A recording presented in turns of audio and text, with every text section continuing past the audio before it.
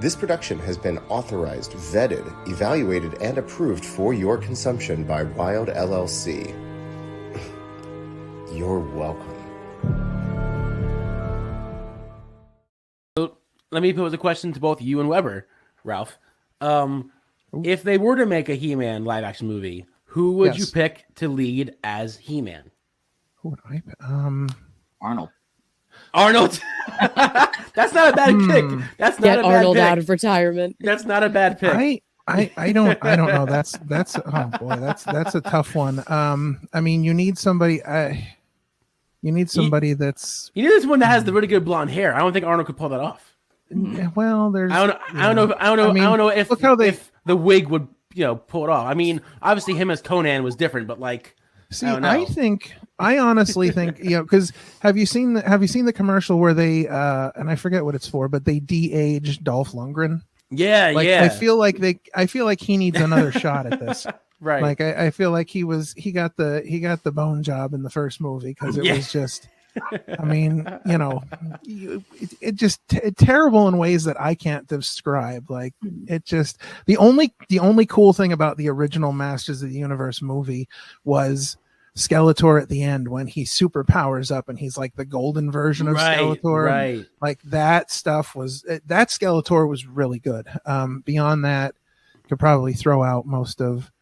Although that is technically, I guess, considered canon because in the next season of the Netflix show in the trailer, they actually show Gweldor from the movie, the little guy with the key. Yeah. So he's in that trailer. So I guess that's considered canon. But I don't know who could play He-Man.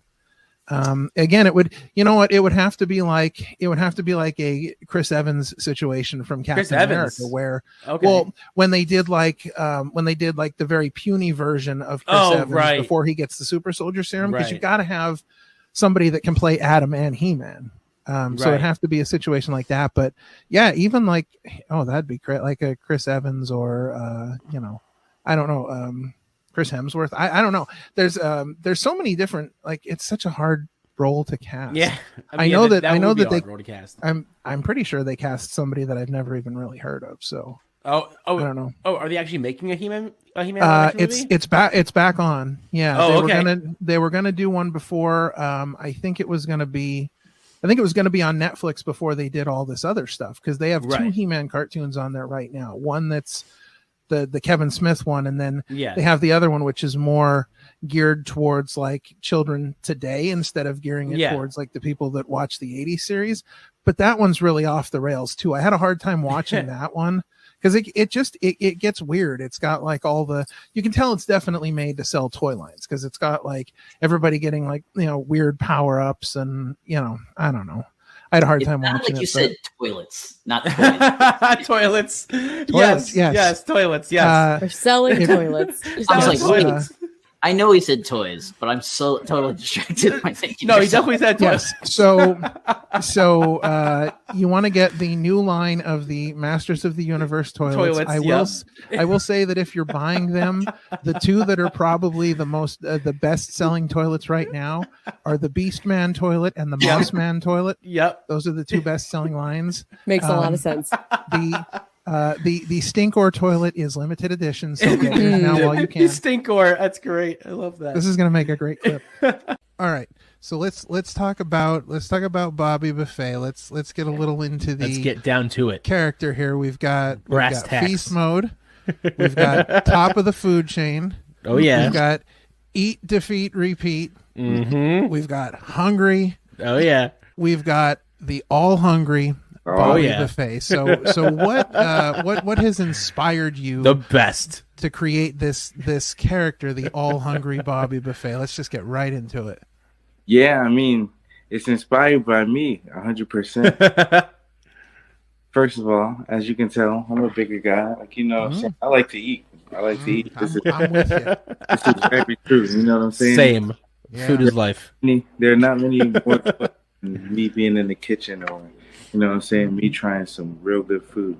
Right. Yeah. Definitely an emotion enhancer. Can of cocoa butter.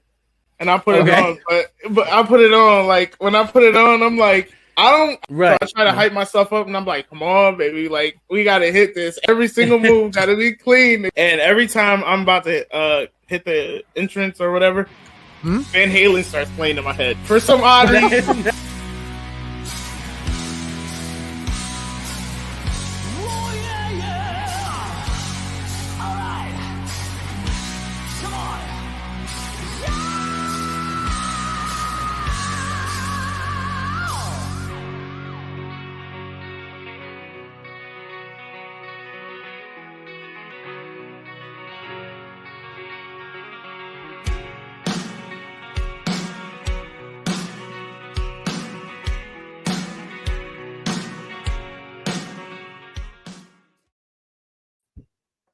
What's Yo, what up?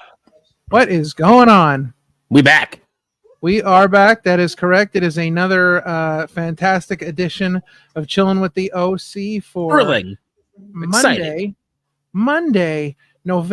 September 9th. Monday. Let's get this right. Monday, September 9th. It is the season premiere of Monday Night Raw. It is going to be super exciting.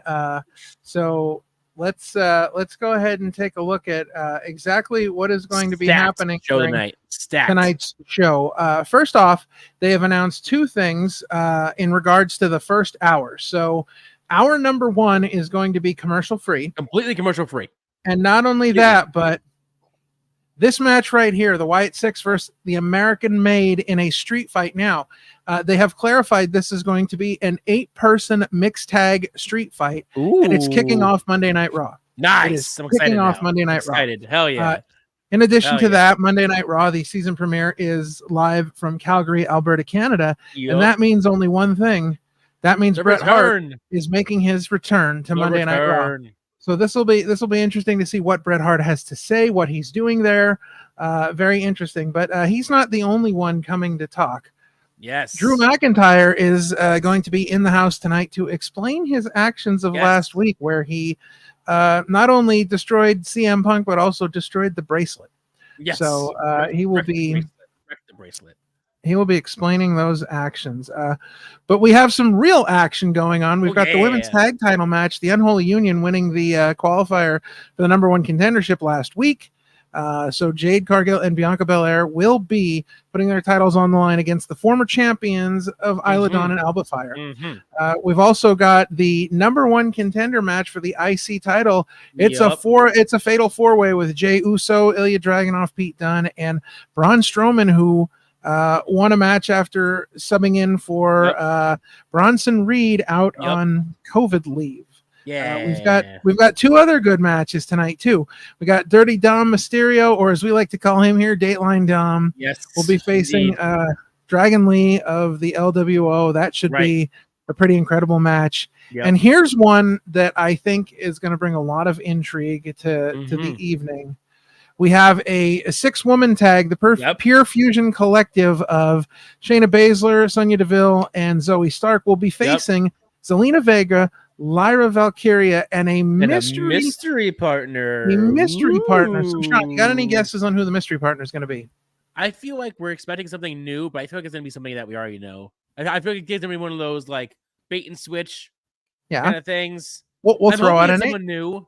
Throw out a name. I don't know. Is it certain people? You know what would make perfect sense? And I hate saying it because they're in Canada. Perfect sense? Natalia, because they're in Canada. So here's my thought.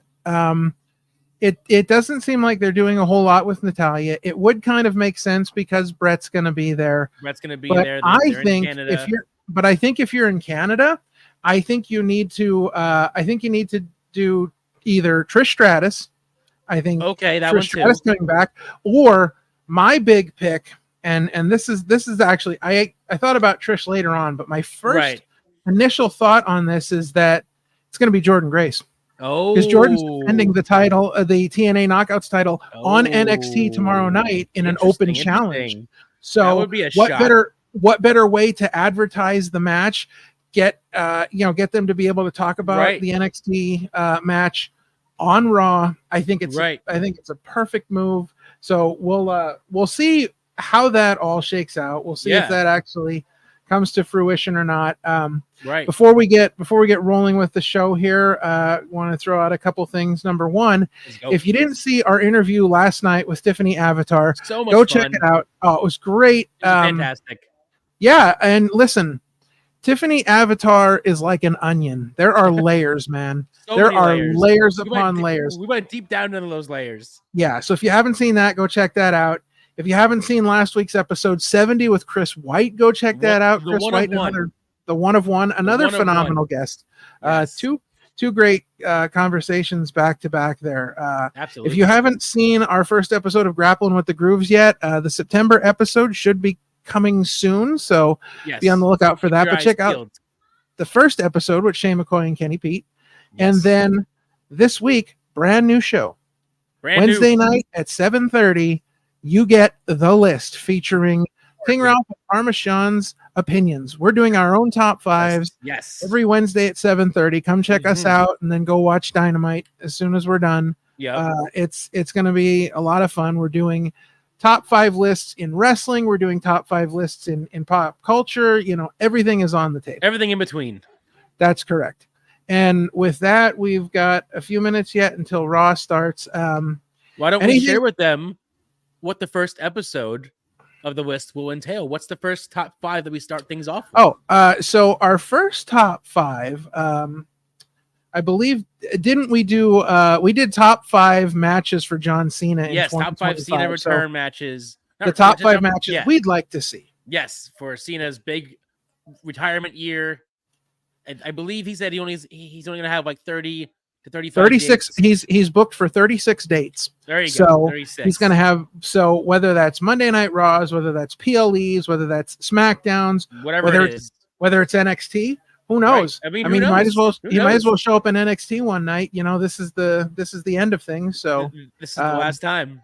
Yes. So 36 more times I have to put up with John Cena when he's gone forever.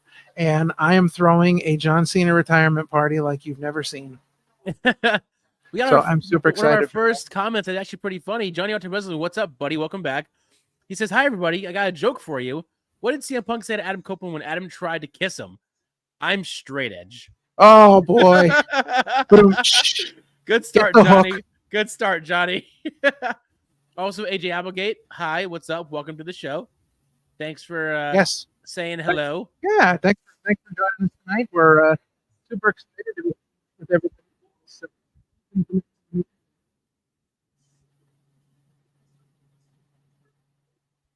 Johnny, I hope you're doing well. I hope your training is going well. I know you started training recently to be a wrestler.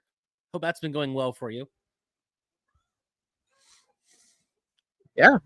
Right now they have on Blockers, which I need to watch back in full because I've heard it was actually a really funny movie. Blockers. I've not seen it. I heard that it's one of Cena's funnier movies. I know you're not a Cena fan, but I think it's one of Cena's funnier movies. Boo John Cena. But as you all know, if you're here, Johnny, I know you're watching. You know the rule, you know the drill. I will spiel it for you real quick.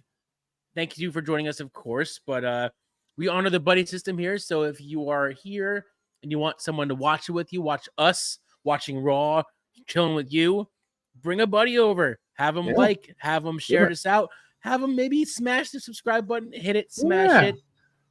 Listen, smash it. Whatever your the more subscriptions we get, the more we can do for you. The more fun things we can do. Yes. Exactly. And then tell them to comment and hang out with us because that's what we're doing. We're just chilling watching Raw. Why not? Come hang out. Come talk to us. Chill. Come watch Raw. Yeah. Come give us more of your funny jokes because we like jokes. That was a funny joke. Give us some more jokes. Yeah. Funny. Love it. I'm all about any good joke, dad joke, or the like. I agree. I do enjoy a good dad joke every once in a while. Yeah. I'm a dad joke kind of guy. You got any that you can say right now? Yeah. A man walks into a bar carrying a piece of asphalt, and the bartender says, "What'll it be?" And the man says, "I'll have a beer for me and one for the road." Right. There you go. Sonia hates that joke. Sonia hates that joke, but you love it. Yes. I try to tell it all the time, and as soon as I say something about like, "Hey, I've got a joke. She's like, She's no, like, no, you don't. no, no, don't say it. no, you don't. Nope. Don't do it. Absolutely not. Nope. That's the best kind of joke, though. When they're like, nope, you're like, no, yes. Nope. It's joke Absolutely time. not. It's joke time. Yeah. Johnny says training's going really well. Saturday night, I got to beat Manny Lemons, and I got to hit EC3 in the balls, and EC3 causing the match. I can't believe I got to be in the room with. That's awesome. Oh, that's very cool, Good man. for you, buddy. That's Got great. to hit EC3 Good in the stuff. balls. That's a huge accomplishment if I've ever heard of one. Good Yeah. on you, Johnny. You got to hit someone in the nether regions. And with that momentous revelation there, you got to hit EC3 in the balls. It looks like Monday Night Raw is about ready to start. Remember, hour one is commercial free. Completely. And we're going to be starting with that massive Wyatt 6 versus American Made huge mixed 8-man tag street fight. It's going to be amazing. It's going to be awesome. Oh, Look at that. Drew McIntyre in the house. Oh, you're ahead of me, I guess. By a little bit. Because I'm looking at the arena right now, the outside of the arena. There's Drew. I walked the line. All right. All right. Tell me when they cut away from Drew. As soon as they cut away from him, because I'm paused.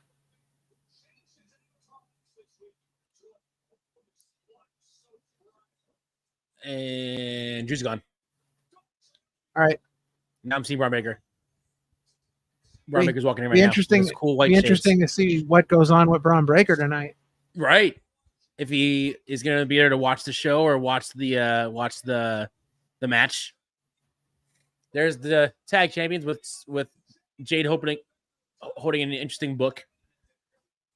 Wearing the Beetlejuice shirt. Yes. Have you seen it yet? No, I haven't. Oh, I want to see it so bad. I might see it after I get paid on Wednesday. I want to see it tomorrow, but I'm not going to have the funds in time, so I think I'll just see it after. But I want to see it. So I've heard nothing but good things. There he is, Hall of Famer Bret the Hitman Hart, going to be back tonight. Who knows what's going to happen tonight with him? I don't know. Certainly, he can't bump anymore, so it can't be anything more than him talking. Hot start time. Hot start. I'm excited for this new announcer or new commentator, and I hope he does really, really well. I like him. He was good last week. Yeah. He did a great job. Yeah.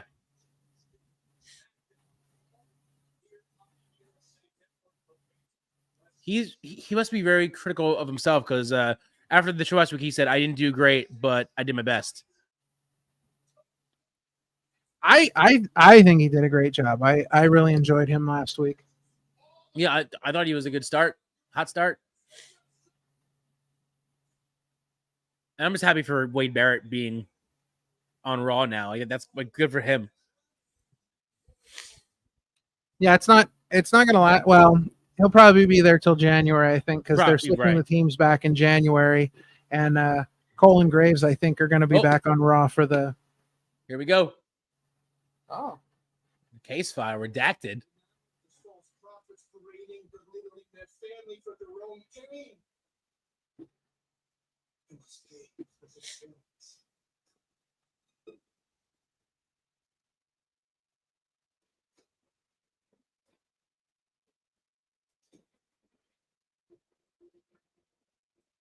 Whoa.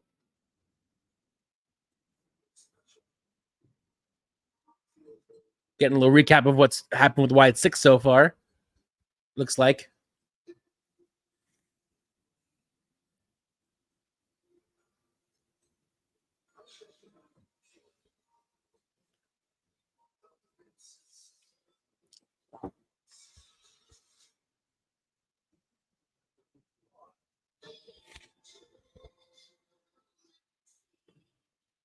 I still think Chad Gable's a zombie. I think we're gonna. You think he's just not? You still think Chad's gonna turn into a zombie at some point? No, I think he is a zombie. I think he, you think he is a zombie? Just minus all the creepy makeup. Well, I think it's coming.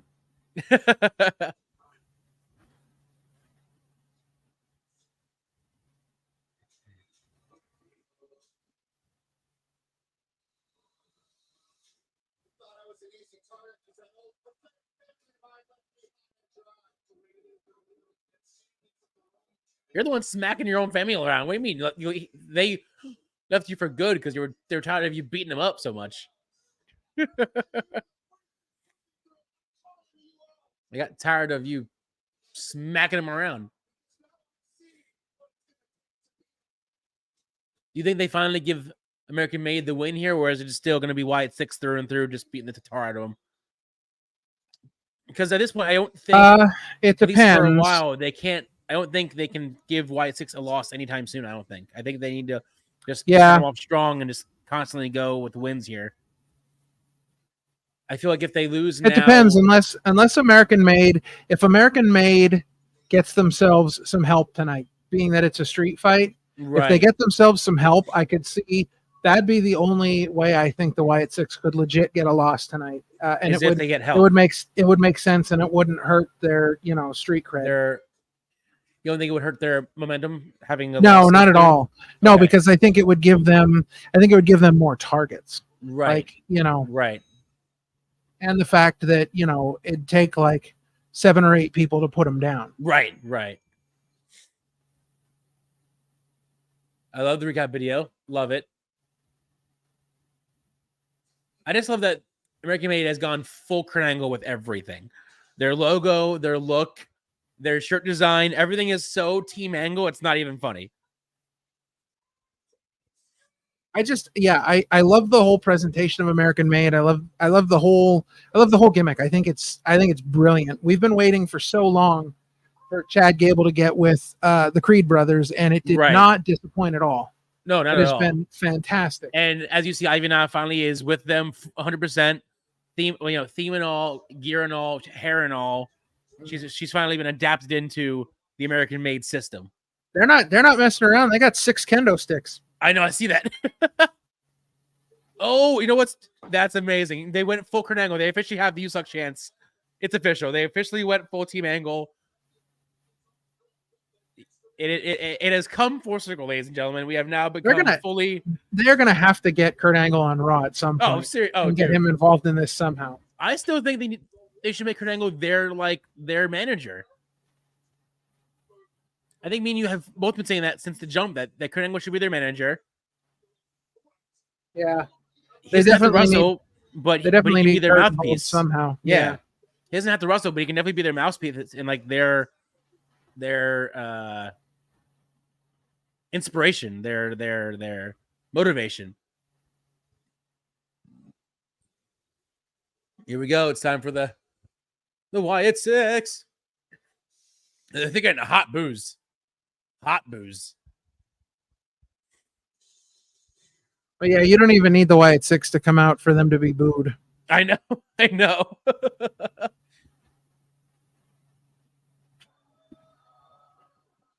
Hot crowd tonight. They're very loud to start off with. Yeah. Absolutely. I mean, Canada always is, for the most part, pretty loud, but like they seem very loud tonight.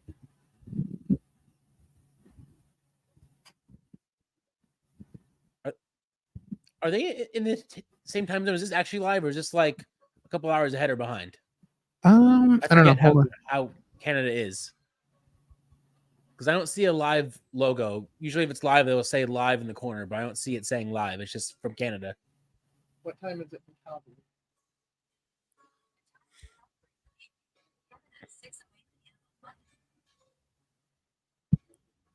Well, they're 2 hours. They're 2 hours behind us. Okay. But I'm sure Raw is starting at 6 p.m. there for them. You know, right? What I mean? It's I'm sure it's live. Okay. I just wasn't sure. There they are. This will be our first chance to get to see Nikki Cross wrestle since the Wyatt 6 has come about. Right. Oh wait, are they both in the match too? Oh, because I thought it's an 8-person mixed tag match according to WWE.com. Okay. So Ivy now. So basically, everybody's wrestling, I think, but Uncle Howdy. Oh, Uncle Howdy's gonna sit and watch. It's 4-on-4. I love that. Probably, I love that. As he should. If you're gonna have him be the leader and him kind of take over Bray Wyatt's mantle, make him sit and watch. Yeah, absolutely. I agree. It gives a whole different feel to it. But of course, it's a street fight, so there's no rules, so he can get involved as much as he wants. So he can get involved. Yeah, exactly. He can do whatever he wants and get involved. You're right. You're right. Oh, they have their own graphic now too. Love that. Love that. That's cool. I love that. I just love that everyone gets their own graphic when they walk out now. It's like it's not all the same. Yeah, I agree. Here we go, baby. I just love how different Loomis looks then to now. Like totally different. It's insane. It's crazy how different he looks. But he's been off of TV for long enough that for so long, right? That he was able to let his hair grow out. Oh, welcome back, brother Fluff. We saw him on SmackDown. Buddy. Welcome back. I'm happy to have you here again. Welcome to Chillin with the OC. Welcome to the Raw side of things with me and King Ralph over here. As we're kicking off the Raw with the Wyatt 6 Here we go. It's hot a brawl. Hot start. How are you, sir? I hope you're doing well, brother Fluff. I hope you hang out for the remainder of the show. And as you know, and if you don't know, I will reiterate it while the chaos is ensuing. If you're new here, we honor what we call the buddy system. It's not mandatory. You're not obligated, but we would like and appreciate if you can bring some more fellas and people in to chill out with us, and watch Raw with us, and have a good time. Maybe hit that like button. Maybe hit that subscribe button so you never miss another video. Maybe share us out to your friends and family, and then have them hang out with us and comment with us and interact with us. Absolutely. Simple. You're not obligated, but we'd appreciate it. Oh, Nikki Cross with the trash can. And a kendo stick. Oh, man. Oh, I love it. I love it. Jesus. That's great. Ivy Nile getting beat out. Oh, Jesus. Oh. We need this split in like 4 screens. Right. Like the screen to be split in 4 different ways so we can see everything that's going on. Oh, God. Jesus, Nikki. Wow. Welcome back. This is right up Nikki Cross's alley. Straight up. Yeah, this is right up her alley. This is like for Nikki Cross. Fans, just give him a minute to have tables. Like, calm down a minute. Like, give him time to breathe. I do love seeing Eric Rowan back. The more and more I see of him, because the more and more I see of him, the more I wonder why they let him go in the first place. Because Vince. Sure. Honestly, that was a good move. Honestly, that was a cool move. I feel like ever since Triple H took over and Vince left, it's been such a overall better presentation, better feel, a better show. Yeah. Let's not forget the fact that Dexter Lumis just like slithered out of the ring, like literally slithered. I love him. That's incredible. I love him for that. I love him for that. Nikki Cross by the table. Oh boy.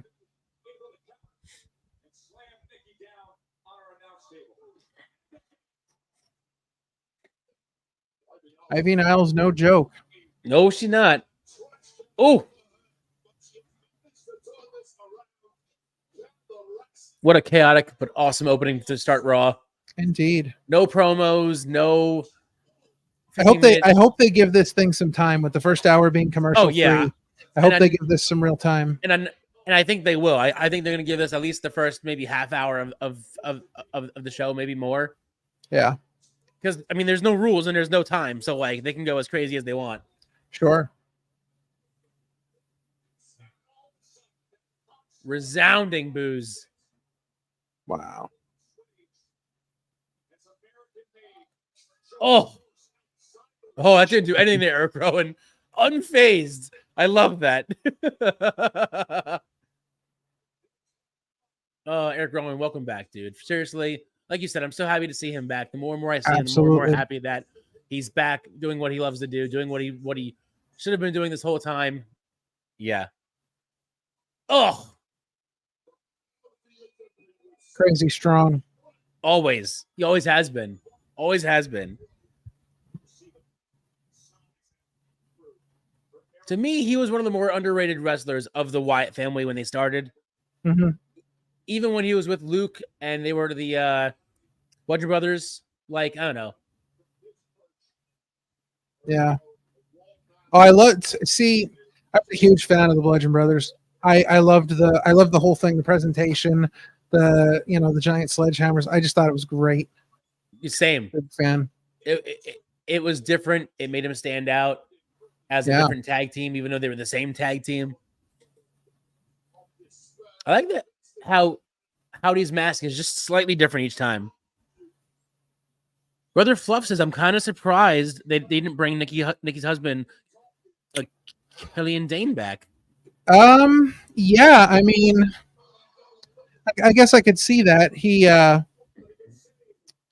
I don't know. He would definitely fit right in. Mean, he would definitely fit right into the whole Wyatt Six. Sure.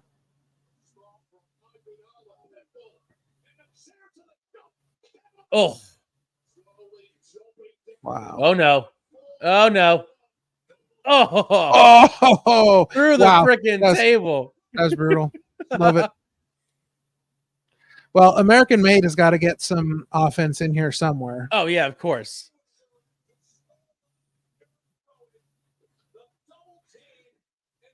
Now they're going to try and bury him. It's great. And I say try because at some point Eric Rowan's just going to power out of it and then come back with a vengeance.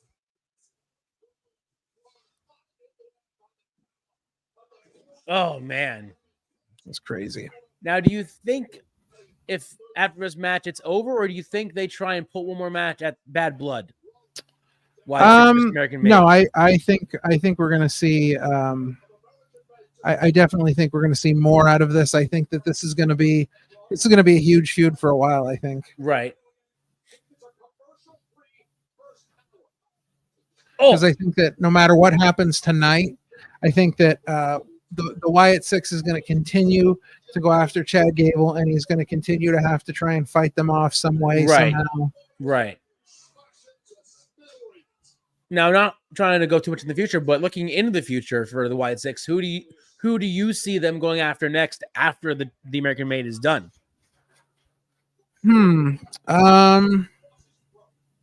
After their feud is over, who could they possibly go after next?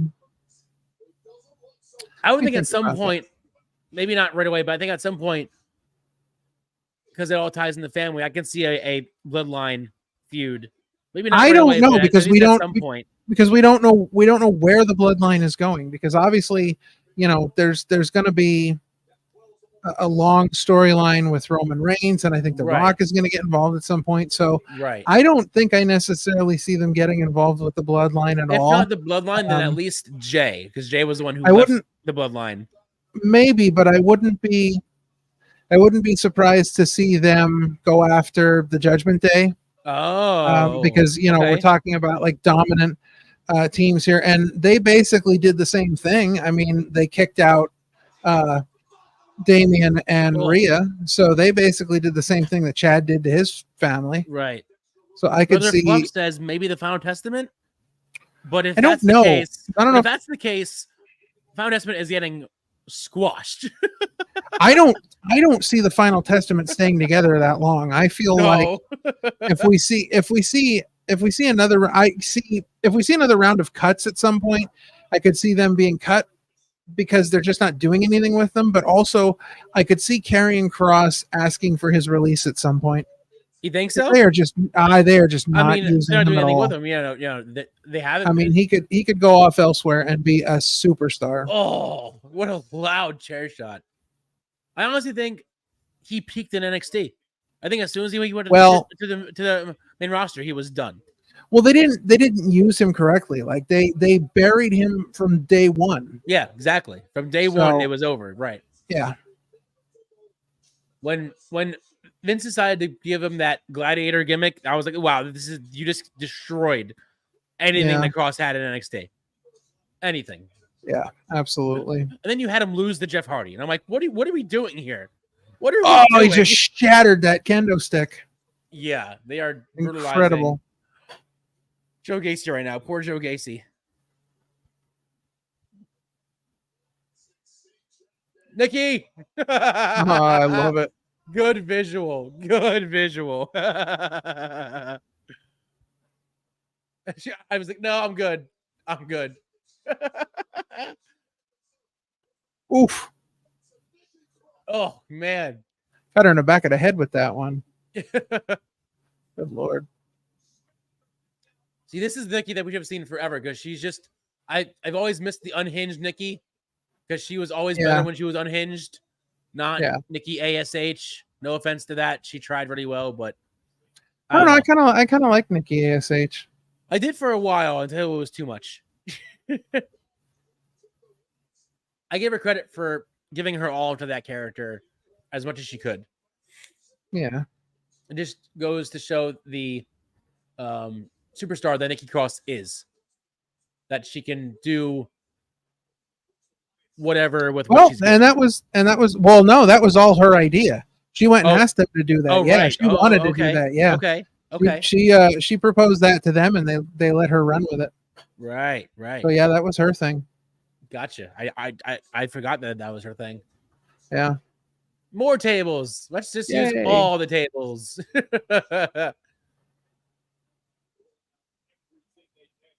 I'll admit, for he's a season premiere, they're definitely wanting to start off strong.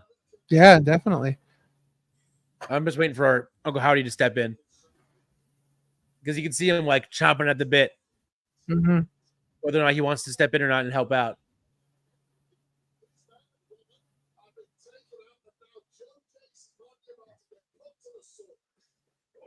Oh, there he is. I knew it was going to happen at some point. Oh, he woke up.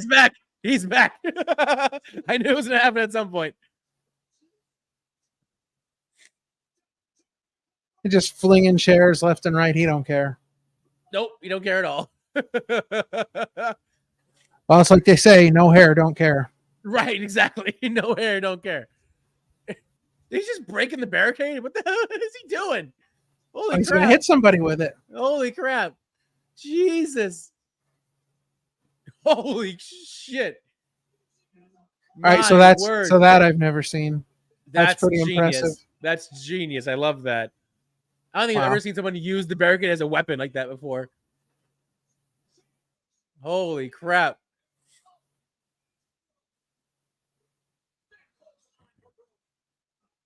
This has been, in the words of JR, a slobber knocker if I've ever seen one. Yeah. Eric Rowan just looks so good. Nice drop kick. Killing it. Oh! Damn. Jesus. Oh, Chad Gable for the save. He's not letting them get off that easy. There's no way. He's trying, though. I love that they came out dressed for a street fight. I mean, everyone they were technically all dressed for a street fight. Ivy now pretty much just wore whatever she always right. Ivy now was just like, yeah, I'm here. Yeah, I'm ready to go. She's like, why didn't you guys send me the memo about jeans and tank tops? Tell me this is a street fight. Just tell me it's a street fight. Yeah, I'm just in regular wrestling gear. Why you guys are all in introduction street fight gear? What the hell? Yeah, that's definitely a conversation they're gonna have later. Oh, right into the chair. Well, listen, I think we're pretty much guaranteed. No, oh shit, Jesus! I think we're guaranteed not to see any syringes to the mouth tonight. Oh no!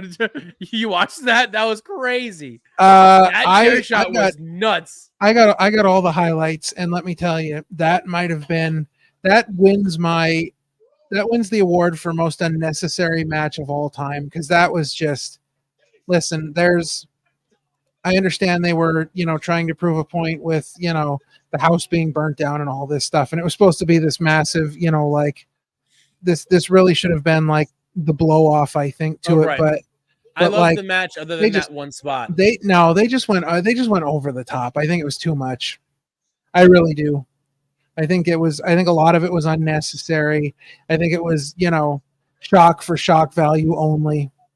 Oh, there's a way they're showing you right now that there's a way to be hardcore and fight people, without doing all of that kinds of crazy stuff. Up, see Henry. Hey, what's going on, buddy? In the house? What's happening? Welcome.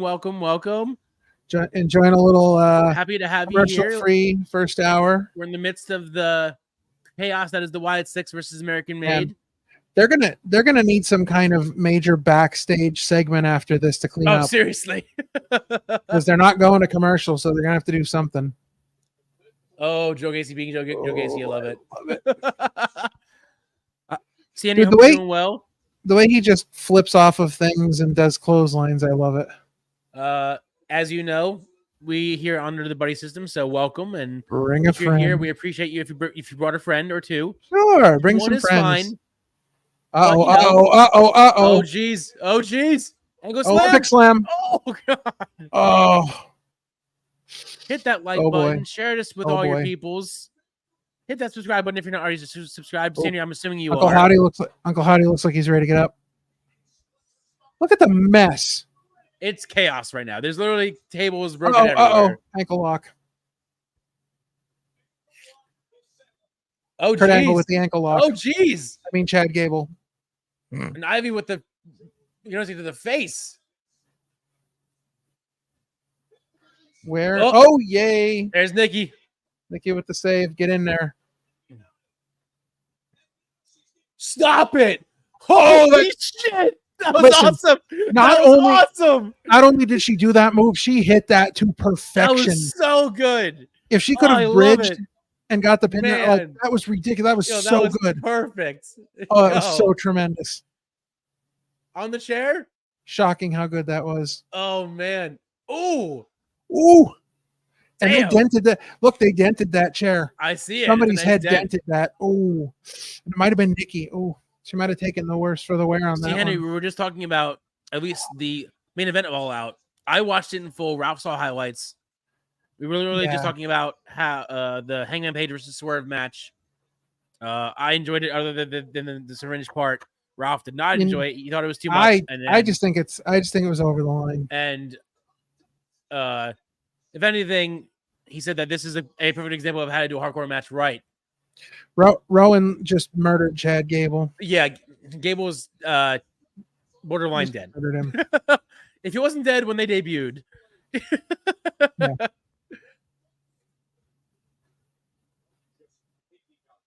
Happy to see you, Henry. As always. Appreciate you in the chat. Uncle Howdy's out. There he is. Right. Oh, he sells it good every time. That was good. Yeah. Good every time. That was great.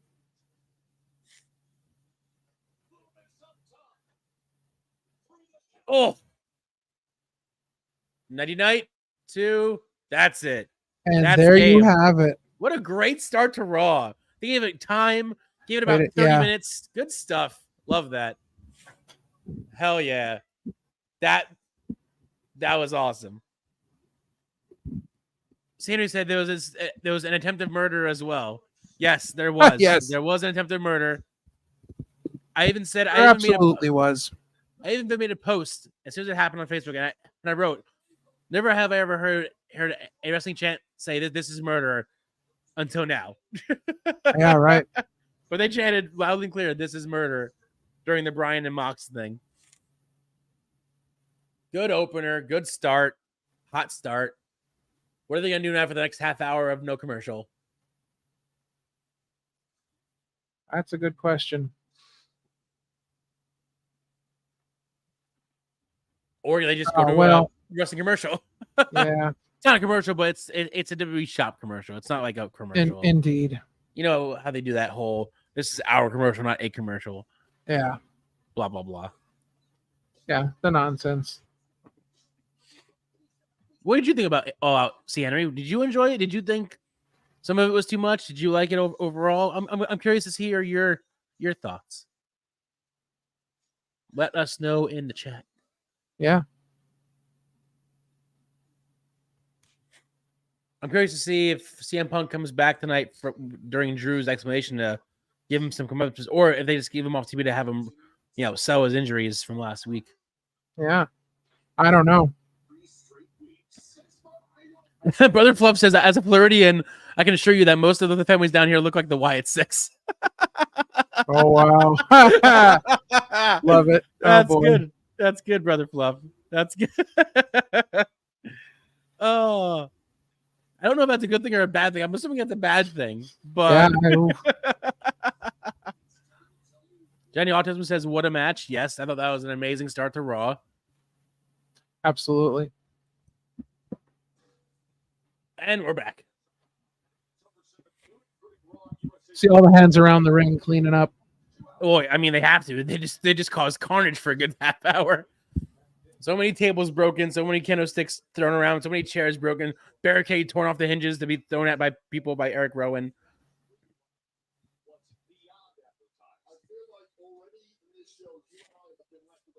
Such a crazy start to Raw.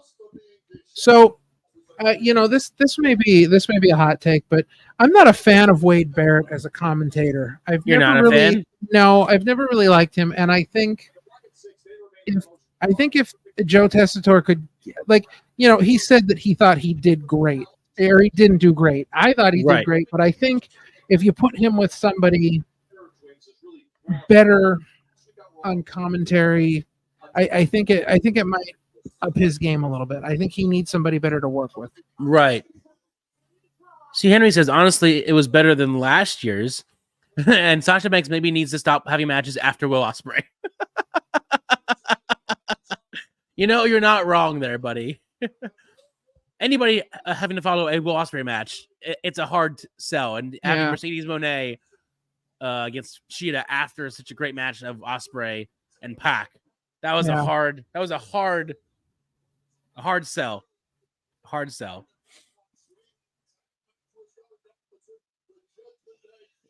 I don't know. I've never been a huge fan of Mercedes or Sasha, to be honest with you. So I mean, I've never been a fan of Sasha. I'll tell you that now.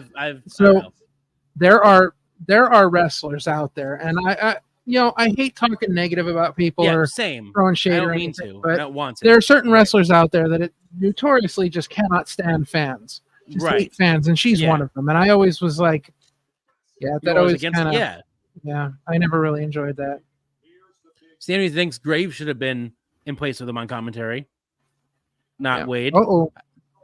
I think Graves would have been a good choice. I think with Joe over Wade. Yeah. Graves has the experience. He's been doing commentary for God knows how long now. Sure. Oh, there's the first match announced for Bad Blood. Yep, there it is. Ripley versus Morgan. That's a pretty sweet graphic.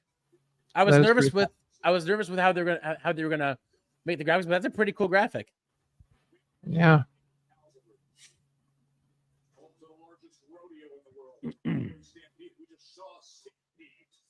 But yeah.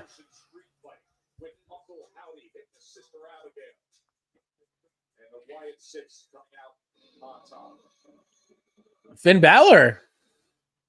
Oh. Okay.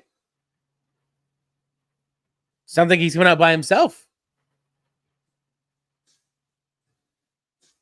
And I was right.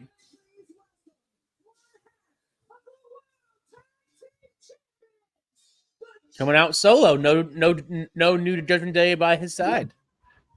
No, this is like new music and new graphics for the Judgment Day.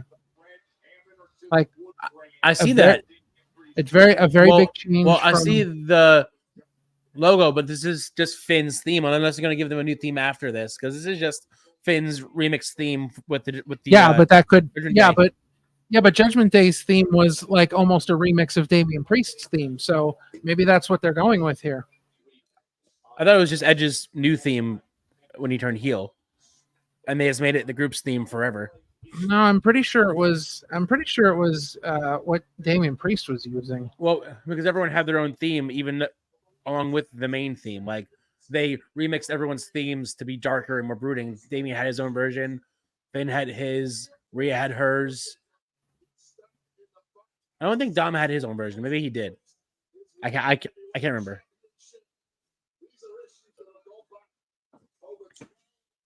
I can't recall.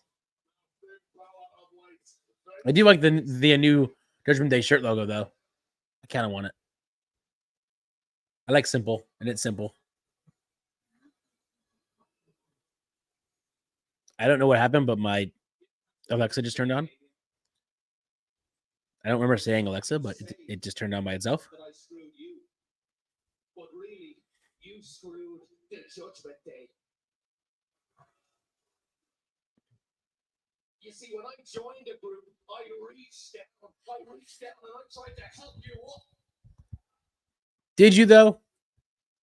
But did you try to help? The more you try to hold me down. You know, it's the same old trope every time. You held me down. You screwed me. Wah, wah, wah. I was the guy who had your back. I was the guy who made sure that you stayed champion.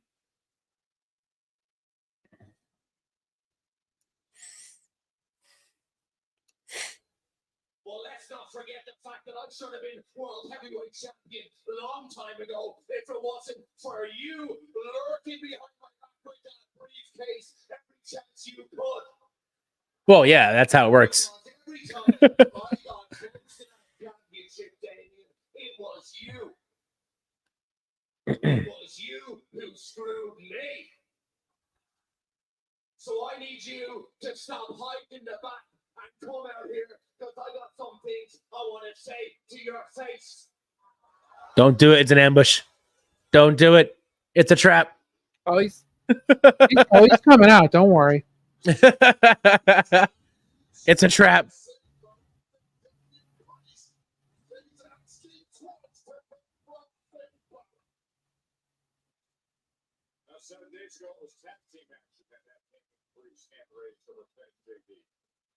Just had us one by the chairs ready to go. Since you broke up the real Judgment Day, I've been trying to get my hands on you. You run every time from me. So this is what's going to happen. I'm going to let you say what you're going to say. But when you're done talking, I'm dropping your ass. I'm dropping your ass. Damien means business. Damien stands on business. You're a sidekick. I'm Finn Balor, and you turn Finn Balor into a sidekick. I ain't no sidekick. Maybe you are. You and Rhea are gonna fall on the same night. Because I want you one-on-one at Bad Blood. Ooh. Match number 2. Challenging me to a match at Bad Blood. Accept. Fine. Time for me to do what I think I'm here to do. No. I think you're forgetting one thing, Big Man. I think you're forgetting one thing. Haven't you forgotten about the old Judgment Day playbook? I don't forget no tings. No tangs. Sandy says, surprise Triple H hasn't gone after Matthew Rebel or Mauro Ranallo again. But honestly, Henry, I believe if I saw it correctly, under Maple Leaf Wrestling, they signed Mauro Ranallo. Yeah, Mauro Ranallo's going there. Commentary. Yeah. He's going to be their lead commentator. Under Scott D'Amore's new promotion. Yeah. Mauro's officially on there, so, which I'm happy for him because I loved him when he was on SmackDown. I thought he was a great commentator. I thought it was unfortunate that JBL kind of bullied him, and that was the whole thing. I thought he was great, so it's good for him that he's back in the wrestling world doing commentary as he should be. I'm actually kind of excited for this new promotion. I don't know about you, Ralph, but I'm excited to see this whole Maple Leaf Wrestling promotion unfolds. Yeah, no, I think it's going to be really cool. I'm hoping they get some kind of either a TV deal or they get some kind of maybe something on YouTube or I want to see where it goes. Me too. I hope they get some traction. I hope, like you said, I hope they get a deal and he makes some waves with this new promotion because I think if it wasn't for him, TNA would not be as hot as it became because he worked so hard to bring TNA back to what it was. He was the one that fought for the name back, not so much Impact. He wanted it to be a TNA. He wanted to bring it back to its roots. And then they just fired him. It's just unfortunate. Jesus. You should listen to Scott D'Amore's interview on Talk Is Jericho. Oh, Pretty yeah? Good. Yeah. Was it good? He talks about like the whole history of him in TNA and how it all ended and Maple Leaf and all that stuff. It's a really good interview. Right. I'll have to check it out.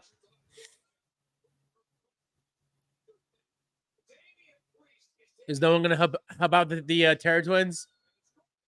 Oh, Damien with the ow. All I right, don't- Liv. Not nice. I don't know. They need some backup eventually. I know. It's They need getting some out of help hand. soon. Otherwise, this is just going to be a mugging every time. God damn. Jesus. Talking about a mugging for sure. Damn.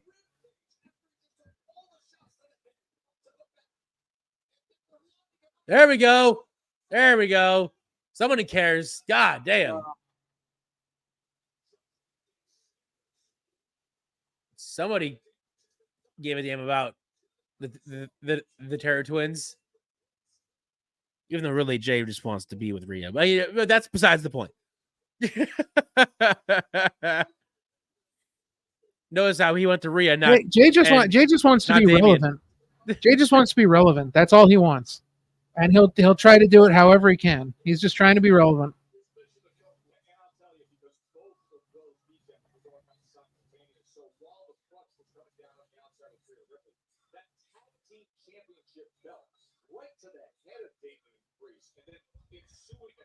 They're just, dude. I had to say they're putting out all the stops in this first hour. A lot of violence in this first hour. A lot of things happening. Hope they can keep up this momentum during the actual breaks once the first hour is over, because this is a hot start.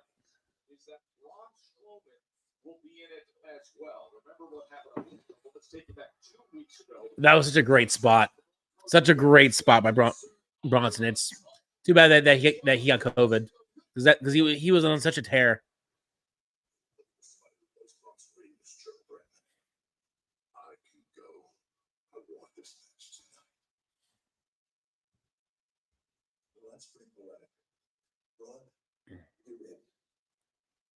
One big sob.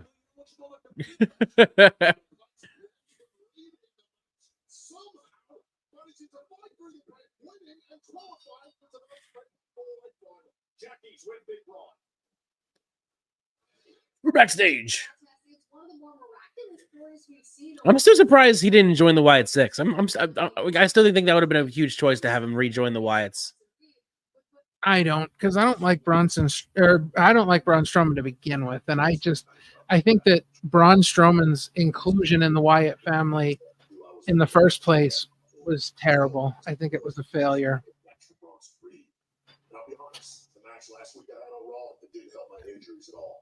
I think if it wasn't for the Wyatt family, we wouldn't have a Braun Strowman, period.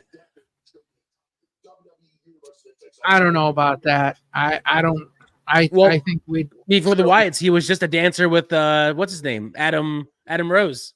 Yeah, but look what he did after the Wyatts. So I think the whole Wyatt family thing for him was a disaster. Oh. What's up, Braun Breaker?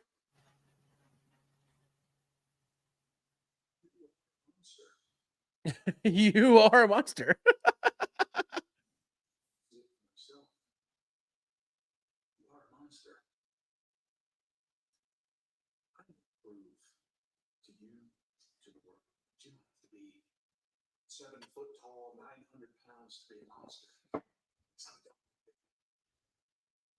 The reason that you're still standing is because you never stood in the ring with me. Oh. You don't know you're talking, kid. Listen, I hope you win. See you around. I want to see Braun do the fastest spear and just wreck Braun Strowman. Yes, he just called him a big sob. Yeah. Yes, he did. He might call him a big sob.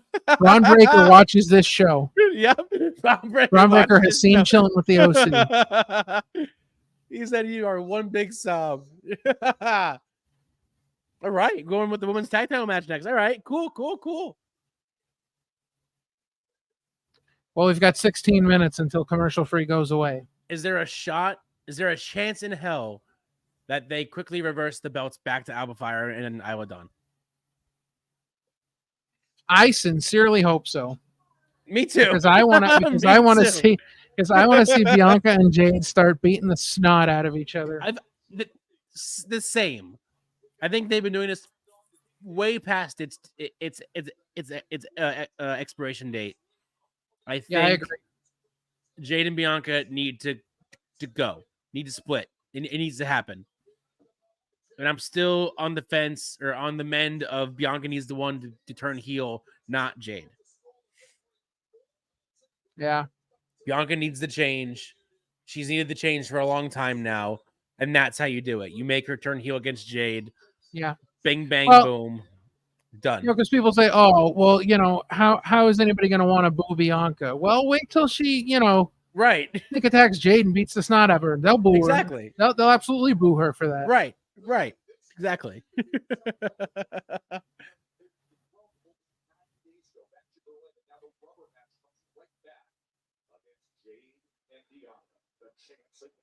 The champs again. Yep, that's what I want to see.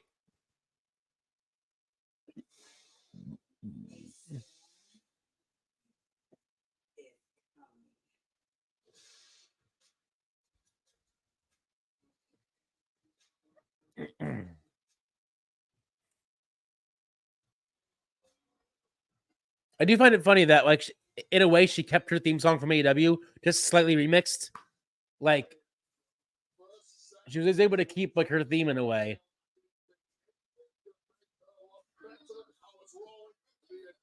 What I don't like is the Jade Bianca sort of remix. No, Yeah, not a fan of it. I'm not a fan of that. I'd rather listen to Brie Bella's music. Oh my god. Yeah. Oh, that theme. That theme's so bad. The theme's so bad. Yeah, it's horrible. Oh, Brie mode.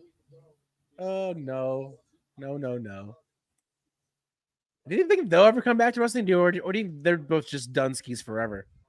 Nikki and Brie. I think they're done for good. I don't see them coming back. Well, Nikki with her neck, no, but I feel like Brie, if she wanted to, she could. If she wanted to. Yeah, but Daniel Bryan would have to be well out of AEW at that point. Right.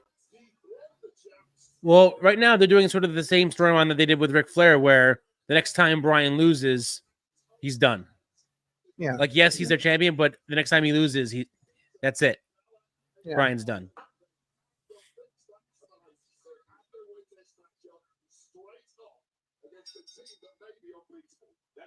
Sienna said Jade comes off as kind of arrogant sometimes to me.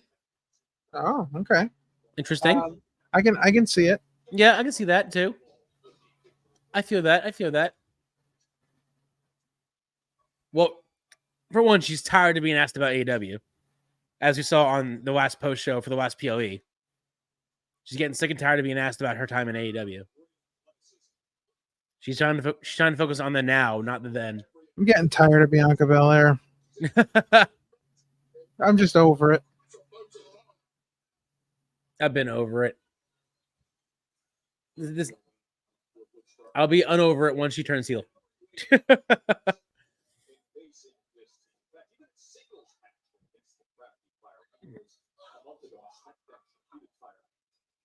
I'll be happy once the change happens. Until then, it's the same old Bianca that we've seen for the last couple of years now, to be honest with you.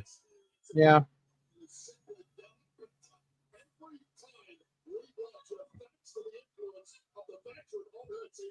That's when we would have gone to break. Right there. Yeah. The pose in the ring, cut the break. It's funny, without ads, you can see when they would put in ads, you know? Sure. Like certain spots, you can tell, okay, all right, that would be an ad break. That would be an ad break.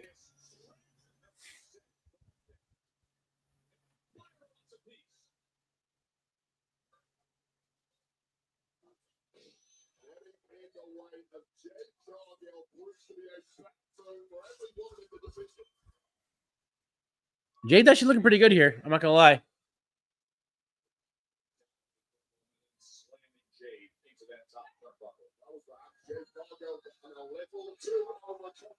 I love her.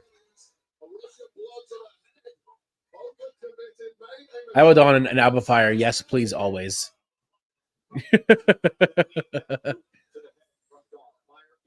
I agree.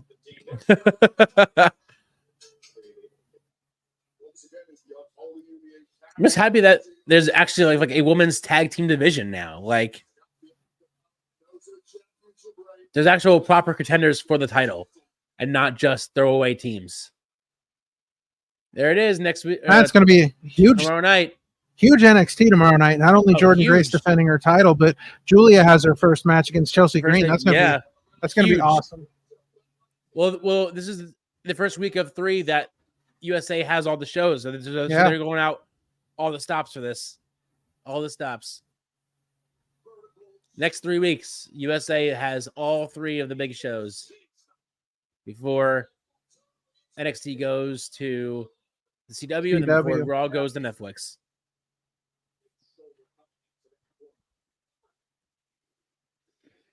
And Friday nights go 3 hours permanently. I hope not. I really hope not. I hope. I mean, I hope Raw drops to 2 hours. I hope one of them changes because we don't need 2 3-hour shows a week. That's just so much time. There's just so much time to be sitting on a screen watching a show.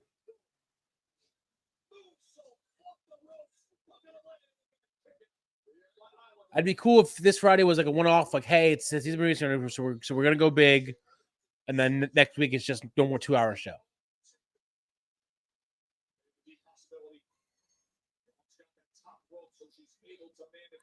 Because you can't expect fans to sit for 2 separate days and watch a 3-hour show each week.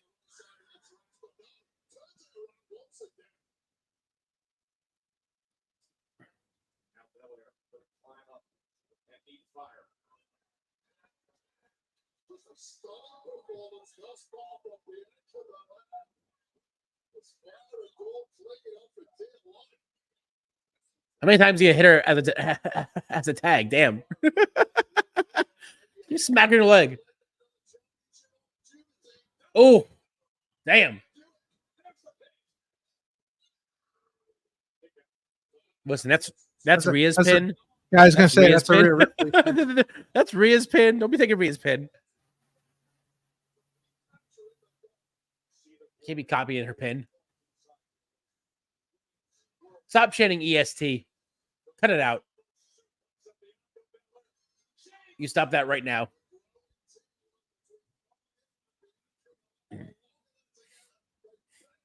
Don't you do it. Yeah. But Jade's not legal.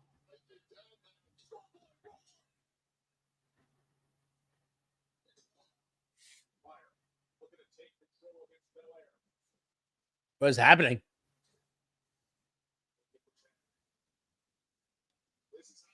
Oh, geez.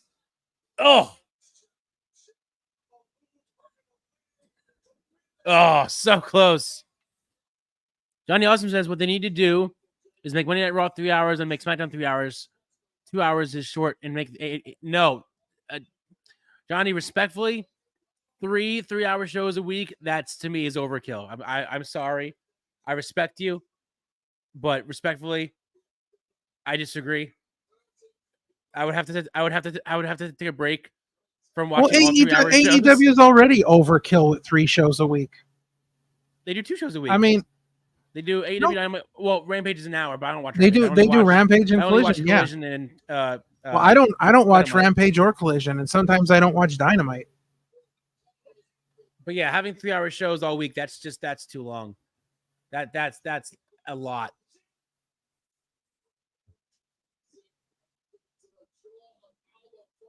I love wrestling.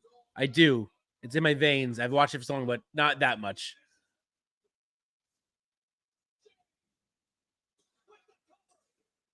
Oh, God. Ooh, mistake. How much longer are we going to go on with this tag team?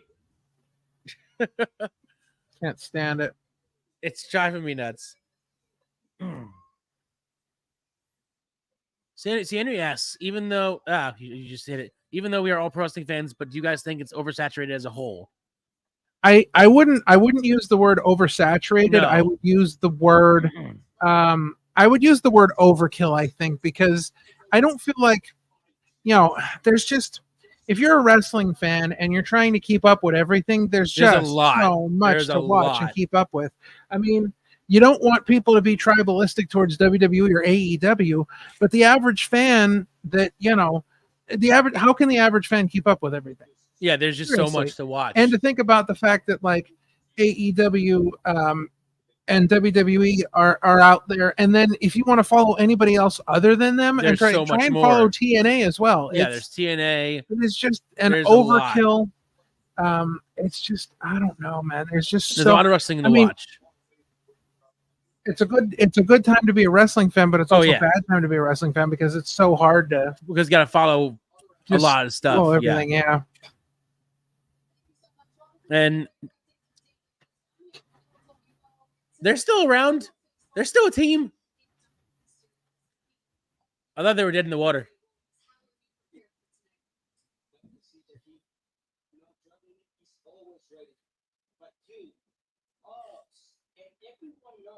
I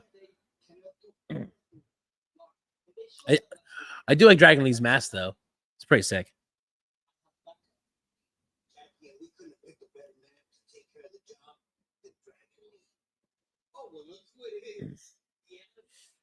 The Addams Family. That's great.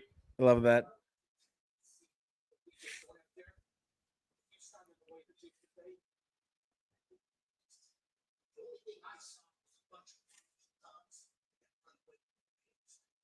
Oh, Ray's talking big now. Oh, I'm in Dom's eye. Holy crap.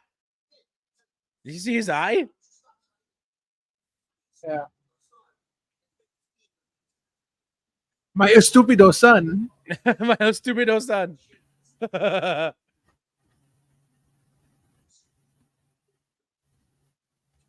Wow, we just got Rey Mysterio and Finn Balor tonight. Yeah. There he is. Holy crap. He does not look good. He does not look he good. He looks like somebody's grandpa who wandered off from the home. He does not look.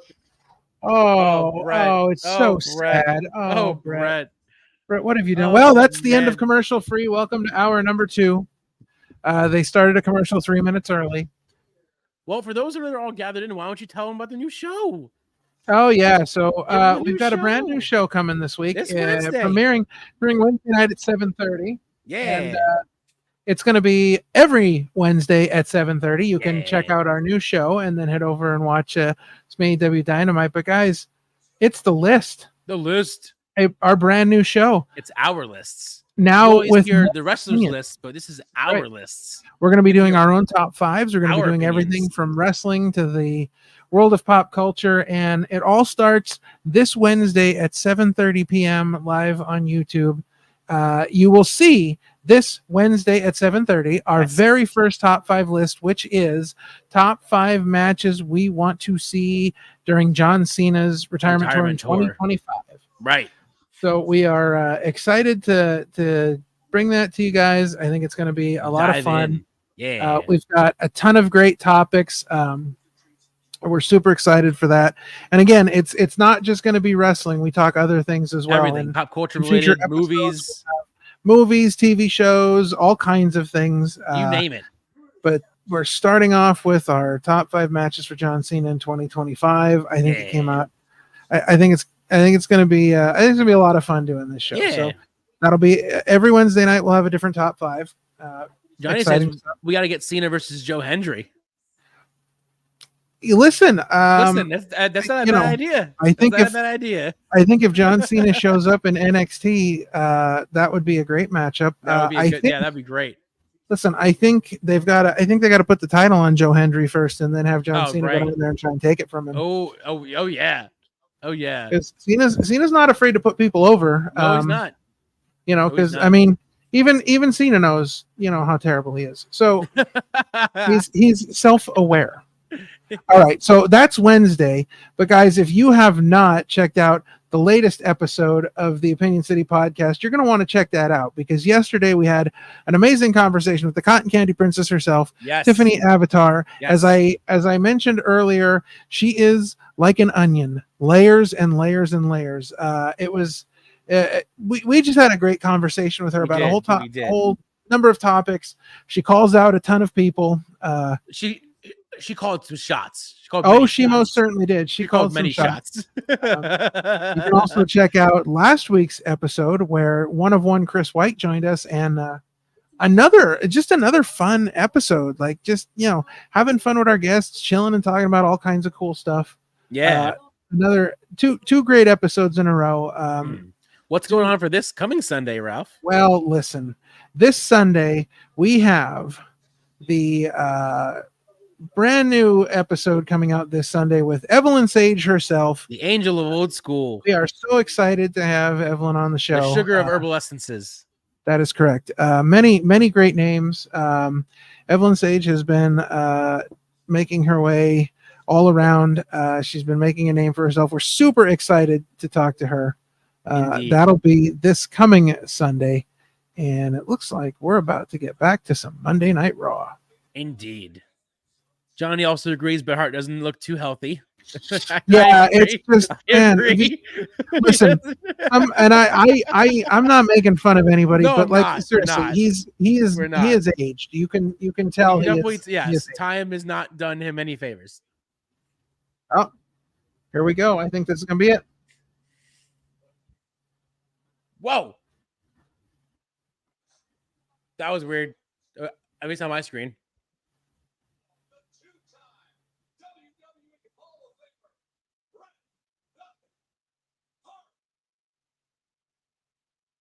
Hot pop though, good for him. Hot crowd pop. And they used his newer theme. Boo. Not that I don't hate it. I just like the older theme better. I understand they're in Calgary and they want a big pop and they want a great moment. I'm not sure what this is going to accomplish here. I have no idea. I'm not sure what Bret has to say, because you never know. I mean, he could get in the ring and say, F Bill Goldberg. Yeah, we don't know. Who knows? Who knows? I just don't know what they're going to have him say. Thank you for having me. Happy to be here. Happy to be home. I don't know. I mean, it is kind of cool to see him. See, Henry with a great question. Do you think that Bret looks that way because he seems to be pissed about that past so much? Yeah. He aged about 45 years the night of the Montreal Screwjob. Right.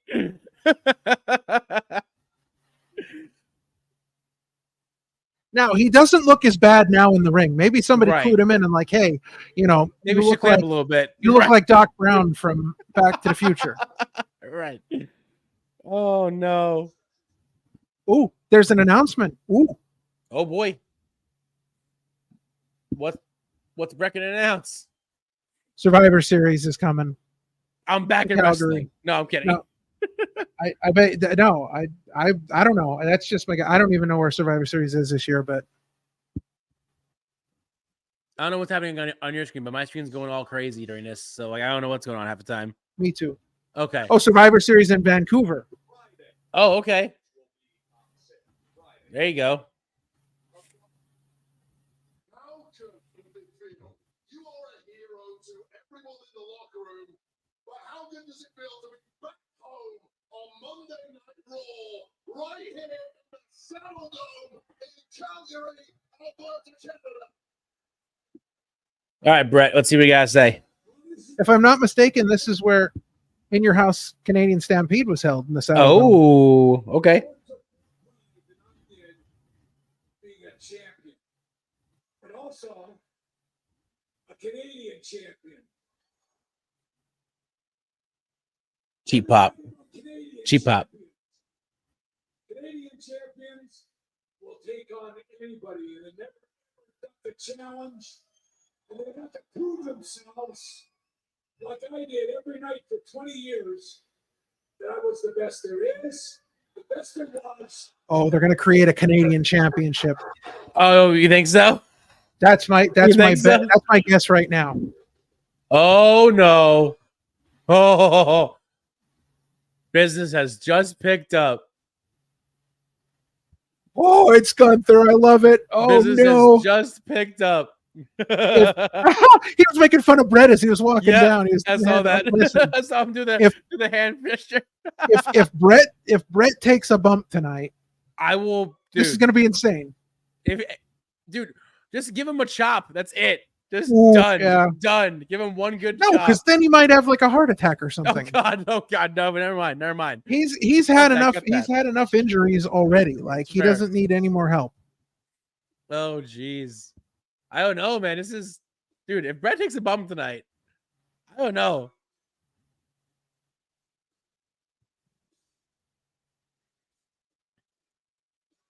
I'm nervous for Brett right now. I hope their announcement wasn't that tickets go on sale Friday. I hope it's something else. I think that was the announcement, unfortunately. I think it was just Star Series is in Canada. This is what happens.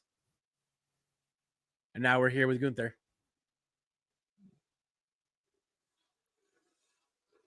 Which Canada is apparently not a fan of. Not a fan of. Well, what do they know? A third of them are wearing neat t-shirts. They don't know nothing. What do they know? See, Henry, with the questions tonight, who looks worse these days, Brett or Sonny? Oh, listen. The only time you get to see Sonny is mugshots now, so that's hard to That's hard to really compare the two. So it's hard to guess, right?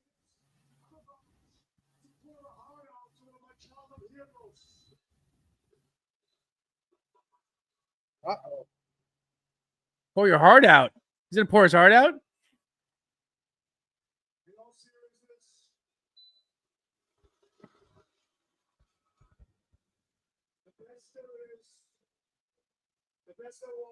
That's true.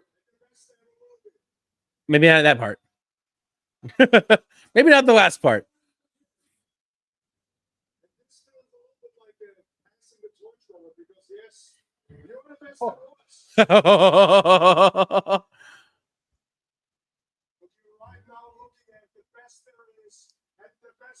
Johnny's not happy with Gunther disrespecting Bret Hart. All right, he's not happy. Not happy.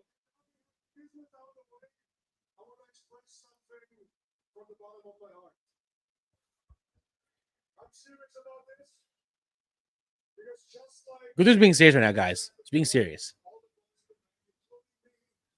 If I can be serious for a moment. So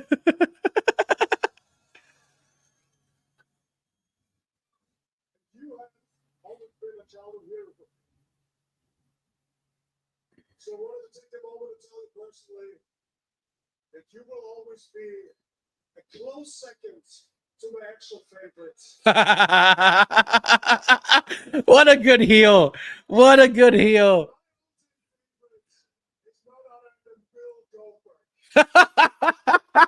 Oh, ladies and gentlemen, yes, it is on. Holy crap! What a cracker! He just said Bill Goldberg. Oh, that was so awesome! That was amazing. Oh, look at Sammy. That was amazing. My favorite superstar. Sammy, another Canadian hero. Oh, that made this the best Raw so far of 2024. You know, that was it. That was it. Listen, I know that he's over on SmackDown, but I feel like we need Kevin Owens out here too. Oh my, you're right. Get all the Canadians to come out. Get all the Canadians, but dude, I don't know if there are any others, but Natalia could be in the building somewhere. Like just have all the Canadians come out, make it a big. That line just made this the best Raw of 2024. Oh, that was great. Oh my god! I wonder if Brett knew he was going to say that, because I can't imagine Brett would agree to go out there. I know, right? Be like, no, we're not doing this. No. Wow. Oh my god! Good lord, dude, that was brutal. That was brutal and brilliant at the same time. What a way to get heel heat from the crowd! Oh, that was brilliant. Brilliant. Oh man, I just can't believe that just happened.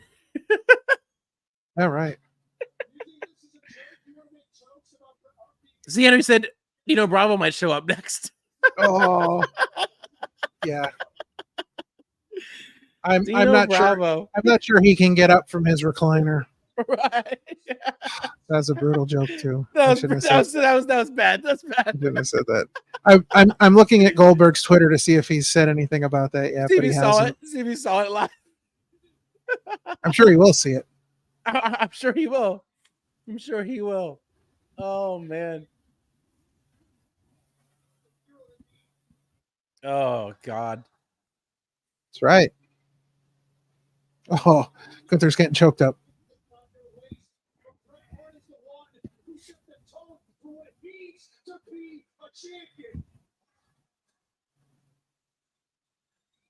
Oh. Yeah, I agree, Xander. Brett looks pissed. Brett looks pissed.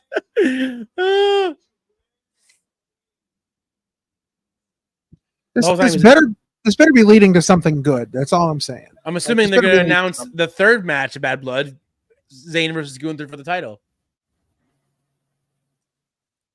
Might as well announce all the matches now at this point. Yep, there it is. There it is. Might as well announce all the matches now. They have a month before the next before Bad Blood. Well, I mean, now wait. Now they got to get a few matches from SmackDown yet too. They can do 3 from Raw, 3 from SmackDown. Well, not to mention, I just saw today Cody Rhodes and Solo Sikoa in a steel cage match on Friday. I know. Yeah, that's pretty exciting. Season premiere, man. They're going all out this week. They are.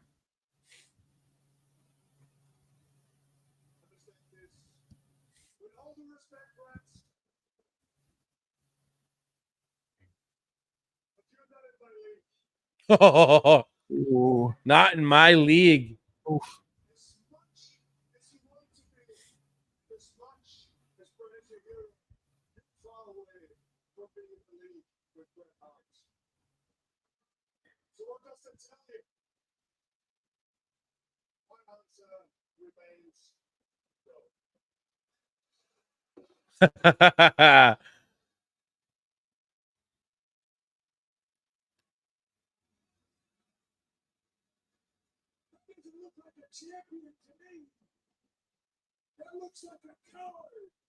Oh, Hey, call him a coward.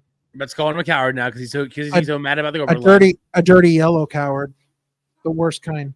The worst kind. Gutless yellow coward. That's even worse. That's even worse than that. Going down all the names. Gutless Gunther. Gutless Gunther, ready to go. He ain't messing around. He's taking the jacket off now. Zayn. That's the cool guy equivalent of taking the straps down. Right.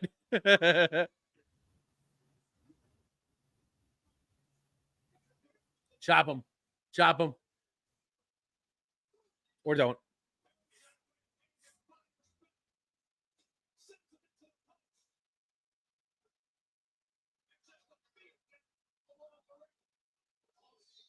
Zayn on the attack here.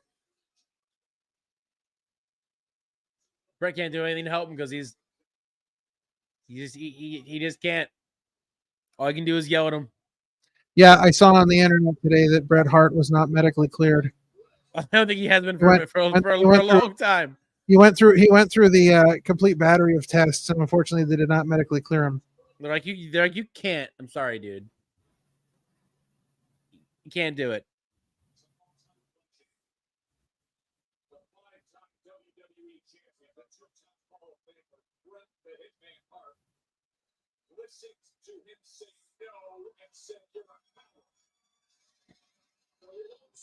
No. He said you're a gutless yellow coward. Yeah, yellow, because apparently yellow means bad.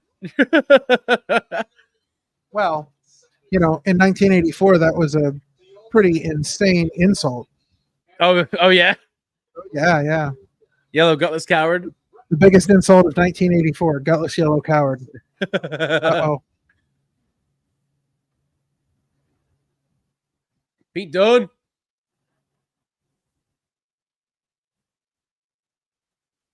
Oh, we're going to get to see Braun with all 4 of them. Yep, I love that.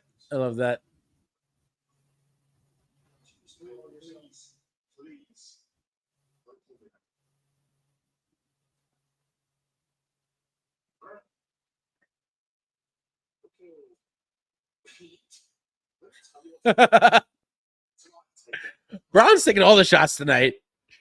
Calling Braun one big sob. Almost called him. Almost calling Pete Dunne Butch.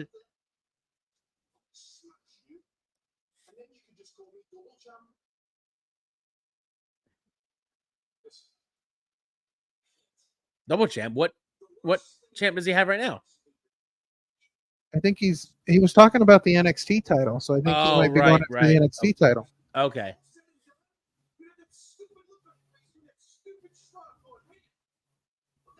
Oh, Johnny can watch SmackDown on time now because Fox is there's no longer on Fox. All right, Johnny. Very good. Very good. Awesome. Very good. There's his dogs. Yeah, there's his dogs.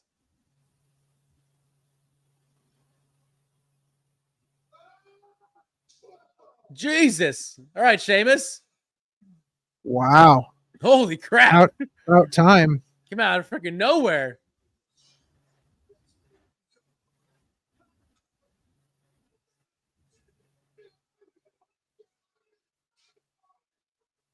Jeez, Sheamus. Where's that Sheamus been this whole time? God damn. Yeah, how about it? All right, so quick question. Who do you want to see win the four-way first number one contenders match tonight? Who do you want to see face Braun Breaker the most? Refresh me. Who are the other two? So we got Jey Uso, Pete Dunne, Ilya Dragunov, and Braun Strowman. Cruiserweight. Pete Dunne. Pete Dunne. Yeah, I think that would be the best. I think that would be such a great match. I think that would be a fantastic match. I think Jey can wait. I think Braun doesn't need it. Braun doesn't need it. And yeah. I just think Pete Dunne. I've always loved Pete Dunne. I've always loved his Cruiserweight gimmick. And I think he's the best possible match. Yeah. I think he's due for another push in my eyes. I think we're probably going to end up. I don't know if it's big enough for Bad Blood. We're gonna see him and Sheamus at some point. I wouldn't be surprised if that, because I don't know. Bad Blood's in Atlanta, Georgia, so they may stack that show because they're bringing it back. Bringing it that seems that way back. because you could do Sheamus versus Pete Dunne at Bad Blood because they have. Yeah, I think blood. We're probably going to see a 7 or 8 match card by the time it's all done because they're going to stack that one. Yeah, I feel like you can do 4 matches for Raw, 4 matches for SmackDown. Really make it a big deal again because this is the first time that they've had this show in what, like, 10, 15, whatever, 20 years since they've had the last Bad Blood. Yeah, it's been a while.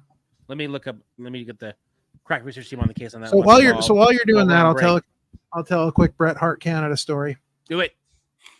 So many years ago, before all of the TNA stuff and everything, before the most recent run with Scott D'Amore still owns and still runs Border City Wrestling, which will still run even though he's doing Maple Leaf Pro. So Border City Wrestling was right over the border in Canada from Detroit. They were running shows in Windsor, Ontario, and a number of years ago they did a Hart Foundation reunion where it was Bret, Jim the Anvil, and Jimmy Hart, and it was the first time. Now we're probably going back almost 20 years now, and it was the first time that the three of them had been together in how many years. So they were doing this big show up there. They had all of them come in, and I remember going across the border at the time because at that time you didn't need a passport to get into Canada like you do now. So going across the border, I had taken a bus up there because I didn't want to drive. So the bus stops and everybody gets off and you go into the customs and you go through the line and they ask you what you're doing there. Right. And I said, well, I'm going to a wrestling show. And immediately the guy says to me, oh, are you going to see Bret Hart? And the minute he said Bret Hart, like I saw everybody's eyes light up, and all the custom agents in the building, they all knew about the show. They all knew about Bret Hart being there, and they were freaking out.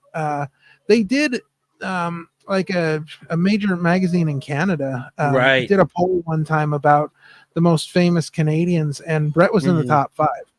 Wow. Yeah, He is beloved by the country of Canada in ways you cannot even imagine. Yeah. So the last Bad Blood PLE, last 2 years, there was a Raw exclusive pay-per-view in 2003 and 2004. So we are going back 19 or 20, 21 years. Yeah, about Wow. it would be 20 years exactly since the last Bad Blood, Jeez. 2004. So That's I can crazy. see them totally stacking this one as the big comeback for Bad Blood if they decide to make it a new yearly PLE going forward. Yeah. Well, okay. So we showed you our show from last week. We showed you our show for next week, but we've got a couple other shows coming up We do. in the month of September. So let's take a look at that. In 2 weeks on the 22nd, we are going to have New Jersey's own Jack Martins will be joining us on the show. Sean, you saw him on the boardwalk for Titan. That image doesn't even show how jacked he's gotten since that image. The dude has gotten himself in probably the best shape of his life. The dude's crushing it. Dude's killing it. So that's coming on the 22nd, and then on the 29th, we're going to make a little bit of Opinion City history here. For the first time, we have 2 returning guests in the same episode. Show. Yeah. Yes. Selena and Johnny Pierce are back. Cold hard truth. Yes, the cold hard truth, and Selena, who has had some more matches since we first talked to her. Some pretty great matches that she's had. I've been following her. Some matches under her belt over in Vermont and in Canada. Yeah. She's been making a name for herself out there. So on the 29th, we will have both of them for episode 74. Looking forward to that. I think it's going to be a lot of fun. I'm excited. I've been a fan of Selena and Johnny since I met them on the Jericho Cruise. Yeah, they're both awesome people. Both of their episodes solo. If you haven't watched them, watch both of them. They're both amazing interviews. Selena alone. Not for nothing. Go check out Johnny Pierce and check out his amazing looking merchandise designed by who designed all of that stuff. That's me. I designed his gear. Yes. I designed his merch. He's got some great merch up there, so go check that out. Check it out. Represent Johnny and also represent King Ralph from the I'm a little disappointed that Dragon Lee came out to the LWO music and graphics. I love his entrance. I think his Dragon Lee entrance is freaking amazing. It's very cool. It's very cool. I'm a little bit confused by Ray's interesting arm sleeve band, hat band. I think that's supposed to be Kinzio tape. You think so? I do. Interesting. Because the way it looks just like a regular armband without all the weird stuff on it for his tape. Yeah, no, I think that's what it is. This should be a great match. Dateline Dawn and Lucha style. Should be a fun Lucha style. Yeah, let's hope so. We don't really get to see much in way of, honest wrestling from Dirty Dom, because he's always involved in all kinds of we don't get to see him just get in the ring and wrestle. No, we don't. He's always in a bunch of shenanigans and all the shenanigans. Yes, it's always the shenanigans with him. Yep.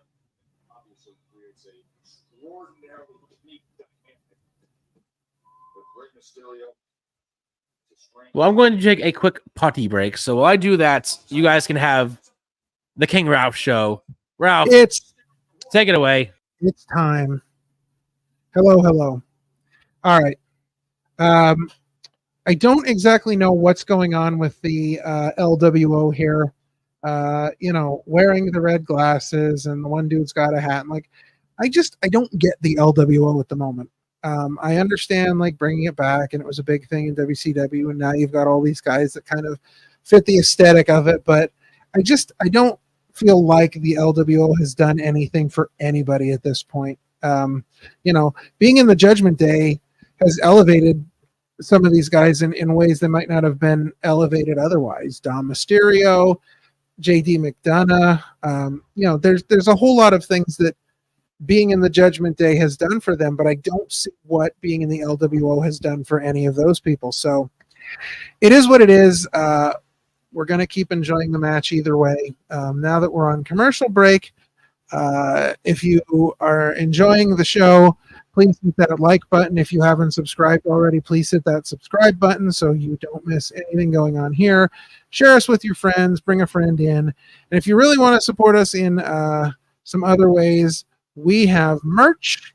As you can see there, we've got the Opinion City Wild LLC Let Us In logo, but that's not the only merch we have. Guys, we've got Monday Night Raw logos for Opinion City. We've got Friday Night SmackDown. Oop, that's not the right one. Hey, we've got Friday Night SmackDown logos as well. So we've got all kinds of great merch. You can head over to ProWrestlingTees.com and check out Brian Ace's store and the Wild LLC shirt that he made. So definitely take some time to check out some merch.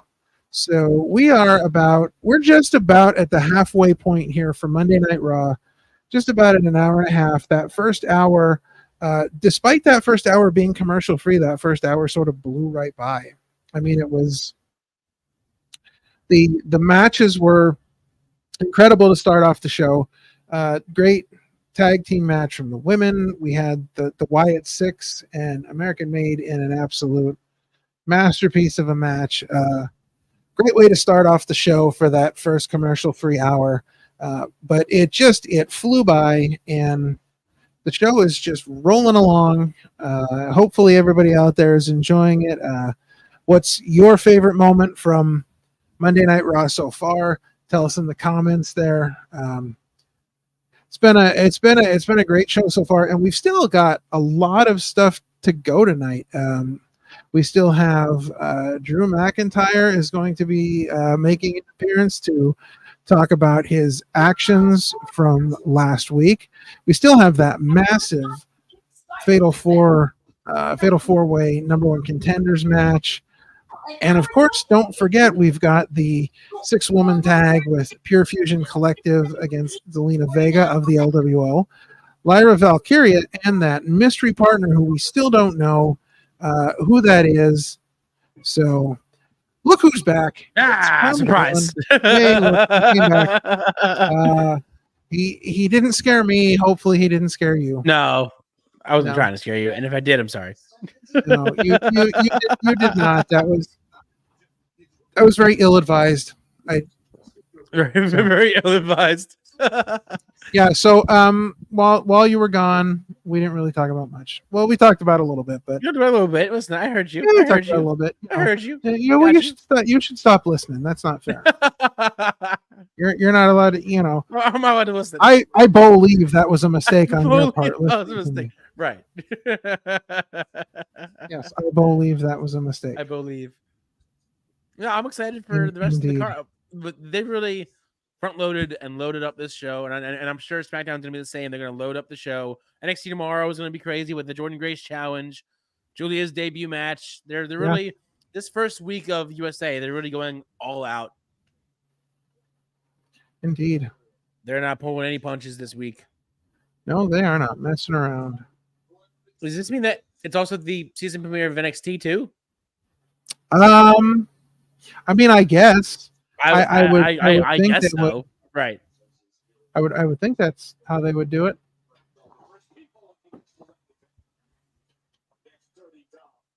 I'm very curious who's going to answer the call to Jordan Grace's NXT challenge. I have a feeling it's probably going to be a disappointment in the long run because just seriously, damn. Well, come on, they have these open challenges, meaning anybody can challenge her, and they're not going to put her up against somebody they should. Like they're not going to put her up against, I mean, I don't know. Let's just pick, like Bailey shows up at NXT and says, "I challenge you." You know what I mean? Like they're not going to. Imagine that would be pretty sick. If Bailey's like, "Yeah, it would be," but we're not going to see something like that. It's probably going to be like Wendy Chu, or Chu, or Rosemary, maybe. Yeah, I don't know. I don't think that they would. I don't think that they would use another TNA person in the open challenge. I think they're gonna pull somebody. Well, I mean, from yeah, WWE, right, right. you know, but it's ultimately, I think, it's ultimately going to be a disappointment. It's not going to be like everybody's like, oh, open challenge, big deal. Like everybody's excited, who thinking about all the possibilities, and it's just not going to be anybody. So it's not going to be anybody big. That's what I'm thinking. Even though that's what we're all hoping for, right? I don't see it happening. Right. Do you think this NXT TNA crossover is benefiting both or just NXT? I think it's benefiting just NXT, to be honest, because I think, oh my, Dom just got murdered. I saw that. Holy crap! I think that the way it's been going is that it's really just. I don't see how it's been benefiting TNA that much. I don't see any real benefit towards TNA because it seems to me like WWE is grooming the people that they hope to get eventually. Right. I feel like the names that are really getting big play during all of this are names that WWE want on their roster and assume that they're going to get at some point. However, like Jordan Grace, like Joe Hendry. Yes. Right. However, you know, the Rascals, that you know, those types of wrestlers. Right. However, I think that, to be honest, I mean, I think that WWE is eventually going to end up buying TNA, and maybe not buying TNA is the right word. Maybe TKO acquires TNA and it becomes a part of the family, like UFC, WWE, and TNA. Right. So, my only concern with that would be: do you think they just merge them together, or do you think they keep TNA as a separate entity under TKO? I think they keep TNA as a separate entity, to be honest. I think they do the same thing that they did to WWE. They improve the presentation. They bring money to the brand. They start putting them in bigger arenas. They start doing the advertisements on the ring. Like they really go out of their way to give TNA take that TNA and that lift up every aspect of it, up the production, the talent. You know, I think there's something there. I think TNA could benefit from being under the TKO umbrella. C. Henry says buying the video library only. Well, that's not a bad thought. I think that the video library is definitely worth the whole, you know, acquiring of TNA, but I still think that there's value to TNA. I think there's value to what they're doing now. I think there's value to the talent that's there. And I think if they put the same manner of production into what they've done with WWE to up WWE's game, I feel like they could make TNA a viable, you know, a viable brand under like the Endeavor banner. I keep saying TKO, but it's really Endeavor. Right. All right, well, here we go. Let's find out who this now, mystery partner is. I do like this again because the Pure Fusion Collective is an absolute turd bag of a name. I like the group. Like I don't like the worst name, and it's terrible. It's horrible.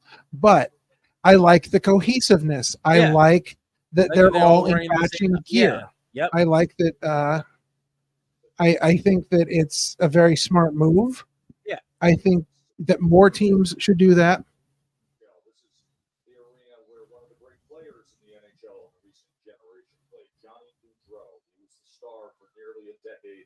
In this town. On August 29th, Johnny and his brother Matthew were tragically. Oh, this is about the passing of Johnny and his brother.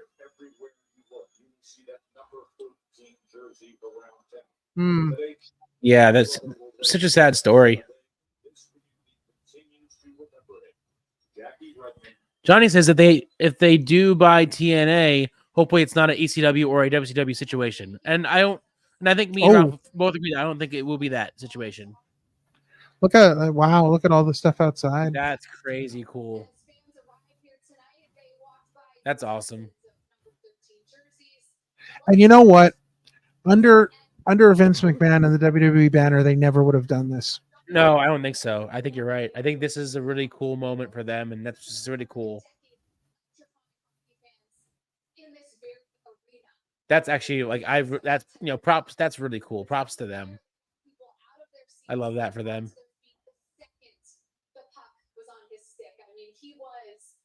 magical to watch and a pleasure to interview. Good for them. The WWE would like to send its deepest condolences to Johnny's wife, Meredith, Matthew's wife, Madeline, and the whole Gaudreau family as they continue to navigate this unimaginable tragedy.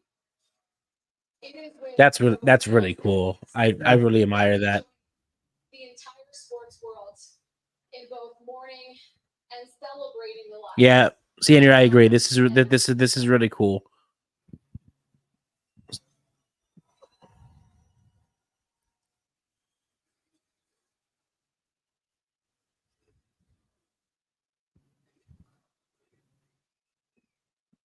Yeah, that was a cool segment.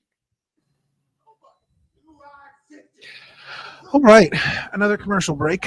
Well, what were your thoughts on Johnny's comment before? He said if they do bite, hopefully it's not a ECW or a WCW situation.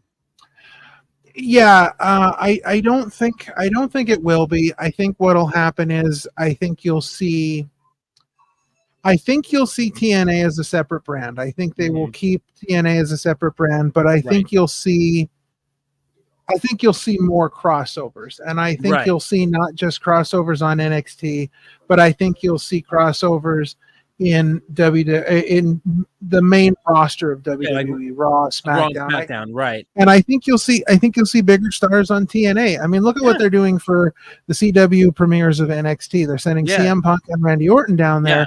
I think that we will see. I mean, think about this. You have TNA and Cody Rhodes shows up, or you know what I mean. Like there's a lot of possibilities there, and I think that they are probably going to have that in mind when it comes to where to take this from here. But I do think they're going to end up. Bringing that under the Endeavor umbrella at some point. Right. I think that's what this whole thing really is pointing towards. Right. I think it's interesting that that TNA wanted to work with WWE. Right. Because they had that crossover with AEW where they absolutely got nothing out of it. No. Like not a single thing. I think it's crazy that TNA is one of the few companies that crossed over with both big promotions, and they can say that happily. They went to AEW and they went to they did both. Yeah, but again, I think this is one of those situations where, again, we're not trying to be like tribalistic at all, but you've got to talk about like the differences between AEW and WWE, and I feel like, you see WWE or you see AEW stars come to WWE, or vice versa, but I think WWE does a much better job of taking someone that AEW's made a star, and I've said this 100 times. WWE makes them a superstar. Right. I see, like, when you look at the crossover between AEW and TNA, and then you compare that to the crossover we're seeing now, I think WWE is putting so much more stock into it than AEW did. They see the talent in a different way, I think, than AEW did during their crossover. So I think it's really working out well for TNA and WWE, because I really do believe, even though at times it can look a little one-sided, where maybe it seems like TNA is not getting as much out of it as WWE is. I really feel like the end goal here is for TNA to come under that Endeavor umbrella. And because, AEW is a completely different story, because AEW is a company that lets their talent work indies. They have the Forbidden Door stuff. So AEW is a company that's known for that. WWE is specifically a company not known for that. So for them to go out of their way here and to bring this crossover between NXT and TNA, I think it is the start of a much bigger plan. Right. I was just having a conversation with somebody today about Triple H's global plan for NXT that sort of fell apart and never materialized. But I feel like some of what Triple H is trying to do, I think, is this TNA thing falls right in line with all of that. Right. Right. Ooh, Oh, Judgment Day okay. and LWO, All right. man. Wow. So this is gonna be a one-on-one match. Finn Balor versus Rey Mysterio. That. All right. That's cool. All right. Well, this is it. Last minute guesses on who it is. Just name somebody. Natty. I'm sticking with Natty. I'm All right, sticking with Natty. I'm going with Jordan Grace. We'll see what happens. See what happens. I'm sticking with Natty. Zelina Vega getting 2 appearances on Raw tonight. I know. Getting the big pops today. Oh yeah. Johnny Autumn says Kelly. They're throwing out a name out there. Boy. Kelly. Oh boy. Johnny, good for you. Love that.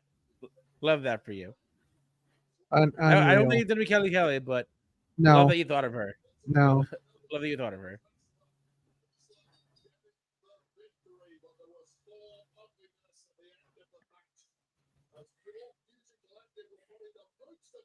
Just got chill. Woo. Down my spine.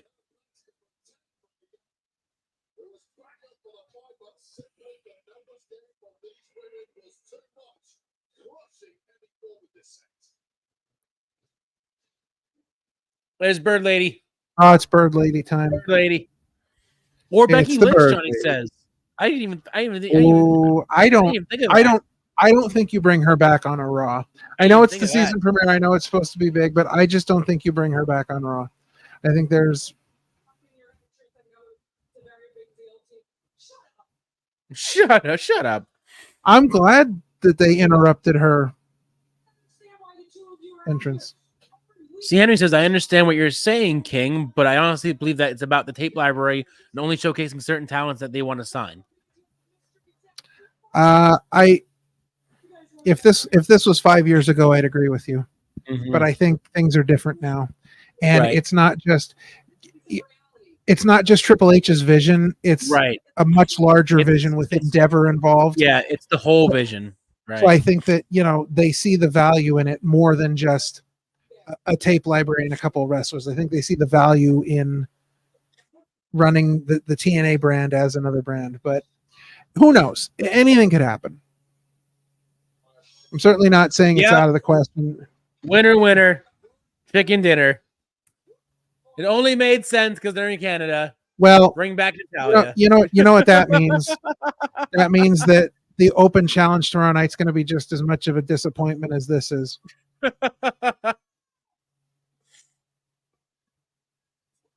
Canada's own. If Brett's there, Natty was there. Well, listen, Natty. Is this going to be like Natty's first win in like 17 years? I mean, if it is, good for her because she hasn't gotten a proper win in God knows how long.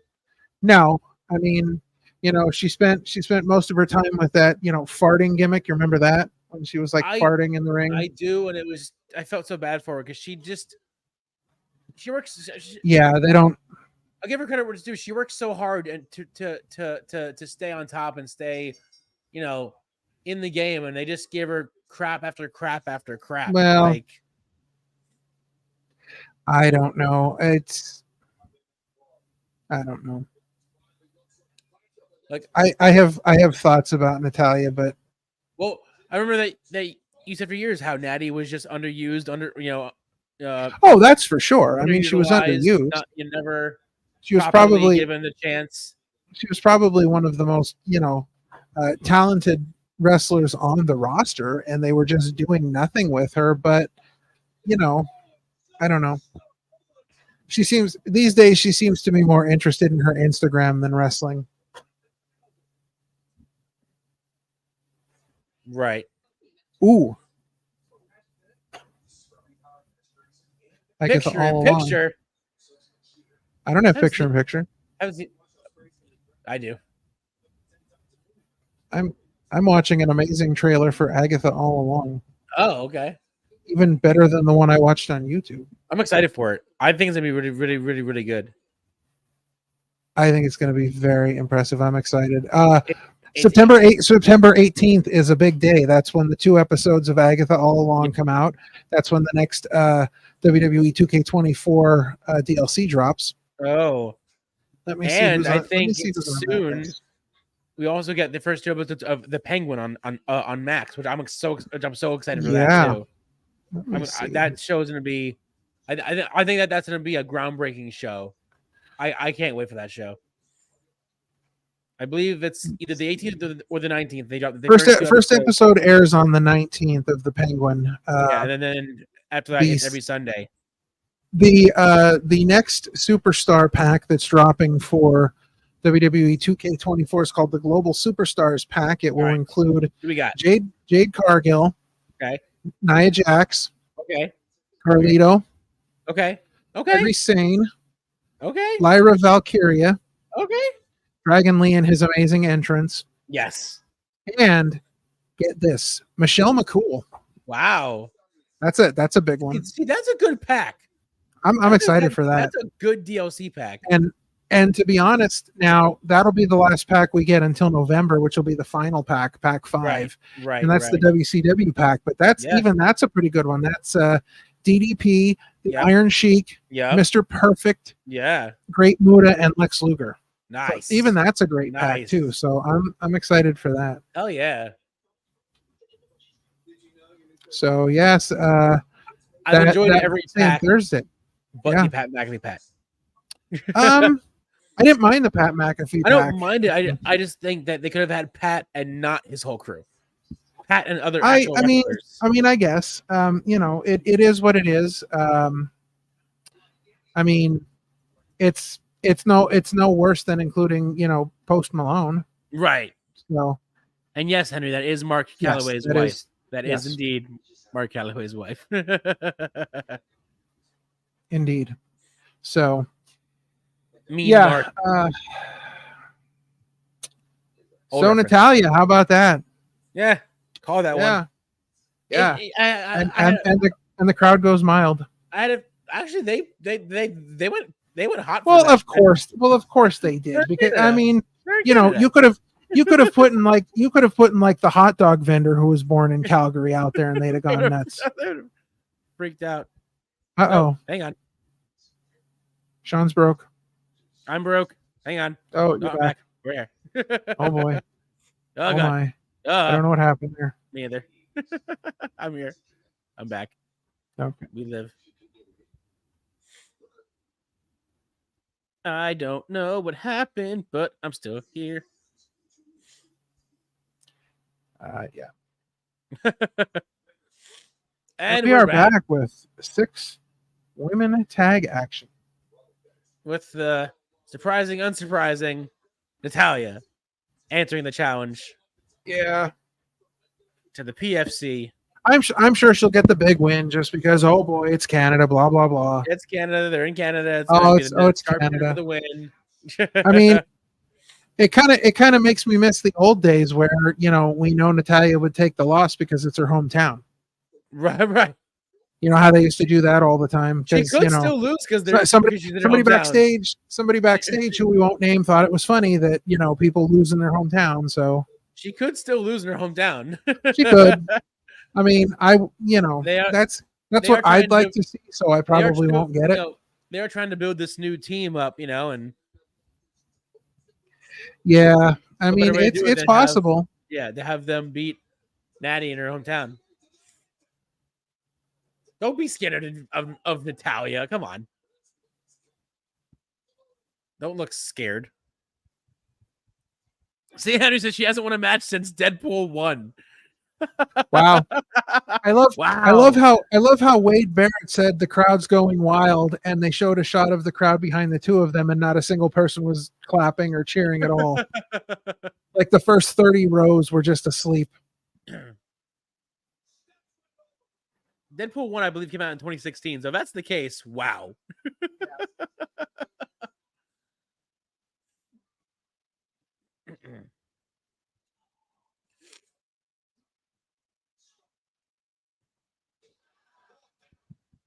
I will say that when Natty was on NXT and she had the NXT Underground match with Lola Vice, I thought that was a very great match. well done. I thought they were Great both match. very impressive in that. Of course, she lost that too, but Yep.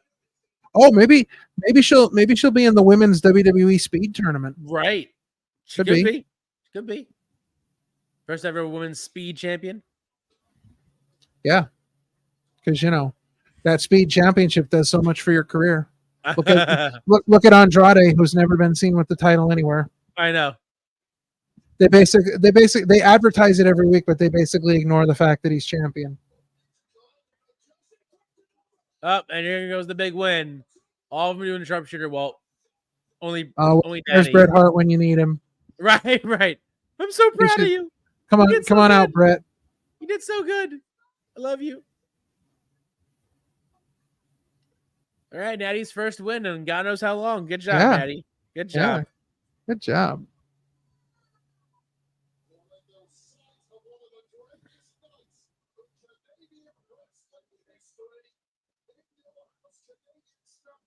Oh, yes, you mentioned I was right. Right. There it is. I beat Barrett to the punch. Yes, you beat Barrett. I should be sitting next to Joe Tessitore.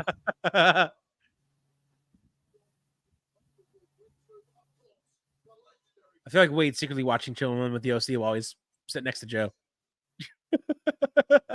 It's on his monitor and not Raw.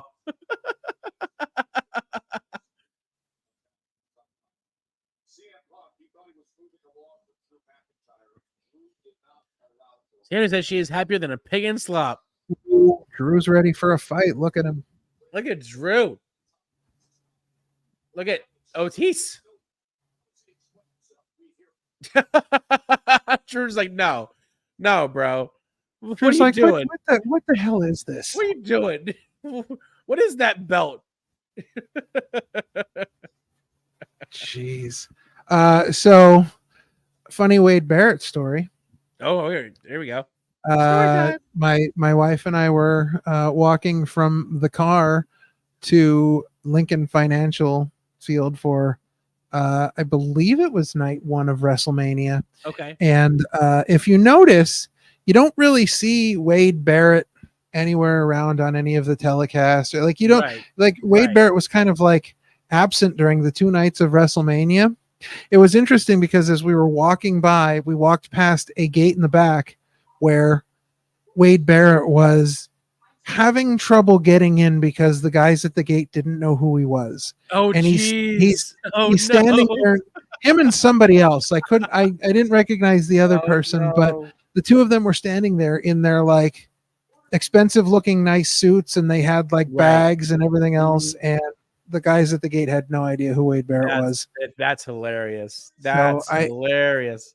I walked I walked up to him and I said, "Excuse me, Mr. Barrett, do you have time for a quick picture?" And he's like, "Not now." not now. Yeah, he just like not now, and turned his head and went back to like trying to convince somebody who he was. Trying to get inside. Yeah, I thought that was very funny though. That like Wade Barrett of all people couldn't get inside WrestleMania. That's wild. Yeah. Oh my. Well, we're about 7 or so minutes away from the 10 o'clock hour, the final hour of Raw, and this has been honestly a pretty quick Raw for me. Like if this feels like someone just it felt very quick.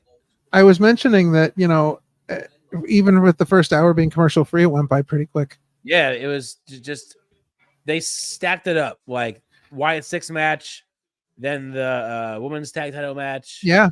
And thinking about tonight so far, we've seen 2/3 of the degrees of pork doneness. We've seen undercooked and we've seen overcooked. It doesn't seem like we're going to be seeing cooked on the show at all tonight. We're not. But we would like to thank our good friends at the National Pork Producers Council for that amazing graphic. Heck yeah, it's what we do. Stanley thinks you should have slapped him for turning you down. Well, listen, I mean, I didn't. Look, Wade Barrett was having enough of a bad day. I didn't want him to have to take the wrath of the king. He also said maybe it's because of Brett. Maybe. You never know. Oh my. I don't know what would have happened if Ralph slaps Wade Barrett. Oh boy, yeah. Listen, we'd have had a Philadelphia street fight in the streets of Philadelphia, right in the lot, right in the it would lot. have been, it would have been a hardcore match.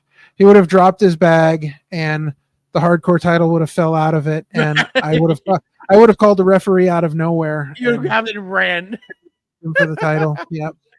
Dude, no joke. If I slapped Wade Barrett and his belt fell out of the bag, I would be like, "Thanks for the belt," and just ran. Just Peace out. I won. Peace out. Deuces. Yep. Deuces. Got the belt. Yeah. We're out. See you next year. Bye bye. See you at WrestleMania 41. All right, we're out. That's right. I'm out. Yeah. Yeah. No. You just remember, no rematch clause. Right. Yeah. Just no rematch clause. That's it. No rematch clause. That's it. Yep. That'd be. Do you think, with the big move to Netflix and the fact that they're going to be more uncensored, do you think there's a possibility that we get maybe in the future a hardcore title rehashing? Hang on. I'm watching the War Games commercial here. Same. This is the big one. I'll tell you what. Maybe this year will be an actual good War Games on the main roster, because the NXT War Games have all been absolute bangers, and I don't feel like any of the main roster ones have ever lived up to that. So this is September 13th. Tickets go on sale September 13th. Oh, okay. That's November 30th. God, okay. Yes. Right on. All right. Right on. So, what was your question before the War Games commercial distracted me? I asked, with the move to Netflix and the idea that they're going to be more edgier and they can do more stuff because it's going to be more uncensored. Do you think there's a possibility that Triple H will be willing to bring back the hardcore title? I don't know, because I don't know if, because first off, I feel like AEW has been really kind of staking their claim as far as a more edgier, hardcore product. Right. So that's number one. Number two, I don't know if, because I was thinking about this today, because I was listening to a conversation about the match between Hangman and Swerve, and I was kind of thinking about how, like, in this day and age, it doesn't seem like, even thinking about like ECW and how like that was like the hardcore revolution. Right. It does seem to me like that type of style would really fit well in today's wrestling world. I feel like you have to go so much more over the top because of the advent of deathmatch wrestling and looking at companies like GCW that have extremely violent matches. And I feel like that idea of what the hardcore title used to be and what it used to represent and the matches they used to have, I don't think that would fit into today's landscape. So I don't think we'll see the hardcore title come back, but I do think we'll see a bit of an edgier product as far, cool pyro for Drew. Yeah. I will say that I think we're going to see a bit of an edgier, more violent product at times. I think that if, for example, if we take tonight's Wyatt 6 American Made match and we put that on Netflix, I feel like it would have been a much more violent deal. I think it would have been like halfway between what they did and what Hangman and Swerve did. Right. Like right in between. Yeah. So I think we're going to see, a different product in a way. But again, going back to like ECW days, or even just thinking about like the Attitude Era, I don't think we're ever going to get, I don't think that kind of stuff is ever going to fly anymore. Like, they're going to have an edgier product, but they're going to have to find a way to do an edgier product in a more cancel culture world. Right. Right.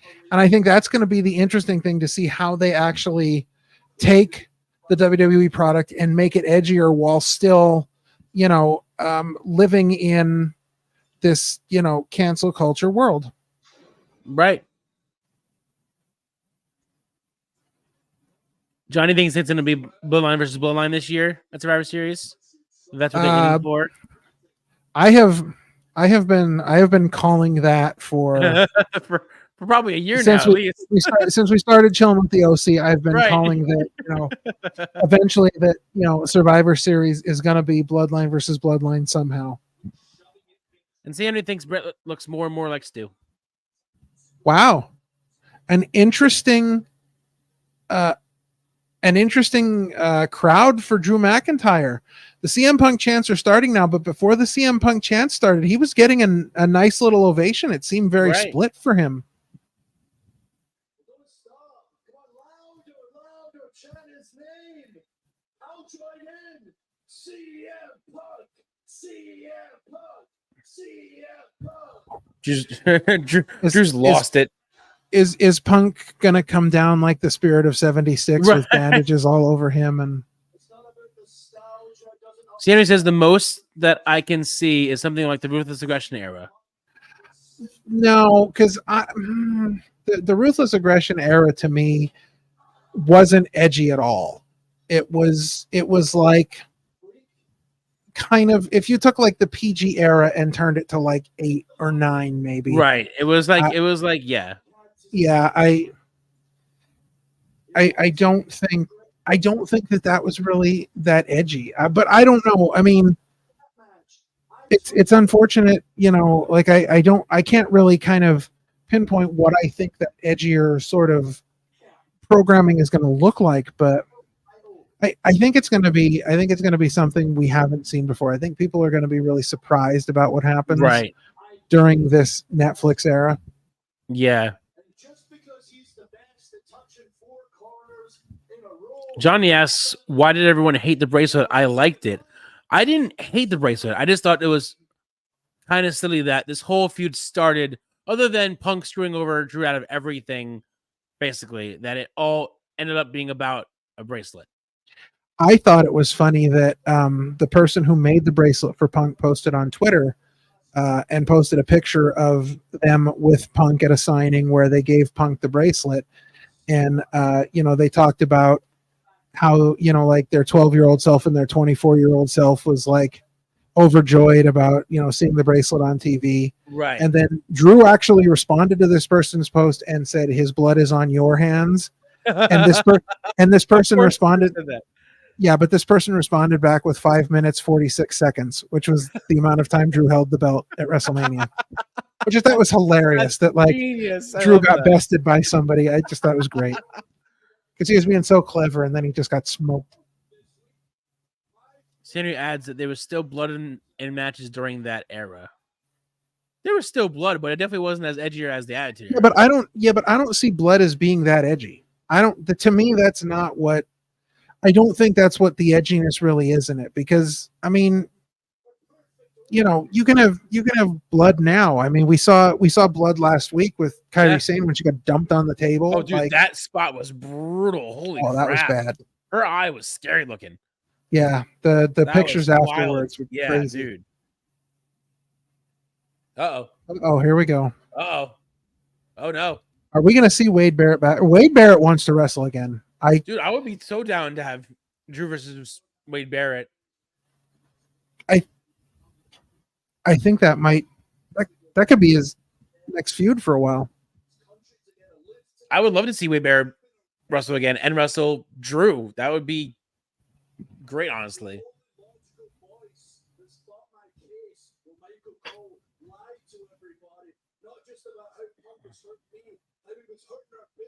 I mean, could Barrett still go? Do you think he's still cleared to wrestle? Oh, I'm sure he is. I'm sure he could get in there and go.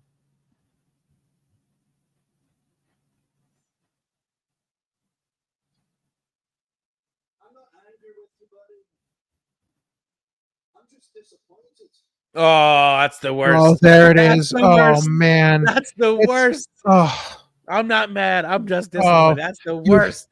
It's like Wade Barrett just wrecked the car on a Saturday night, and his dad comes to pick him up at the wreckage and says, "I'm not mad at you, son. I'm disappointed." That's the worst. That's worse than being mad. That's the worst line you ever want to hear. Ugh. Uh-oh. Uh-oh. Are they gonna fight? So here's something that's funny. every week so far they've been having the plain red Prime bottles. The minute they come to Canada, they have a red, white, and blue Prime bottle. Yeah, right. You see that? I love it. Here we go. Oh, he's CM Punk. Did you hear that? He said CM Punk. that's because he's wearing a pink tie. He has pink on the brain. CM Punk. Oh, I love it.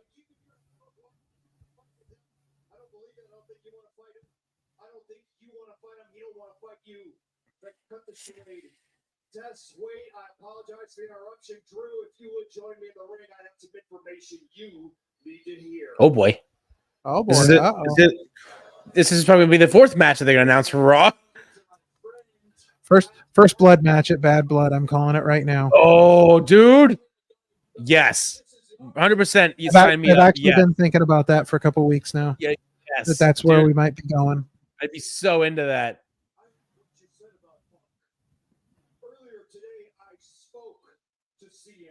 Here we go. What we got? You mean, what do we got? You mean CM Punk? CM Punk? CM Punk is not done.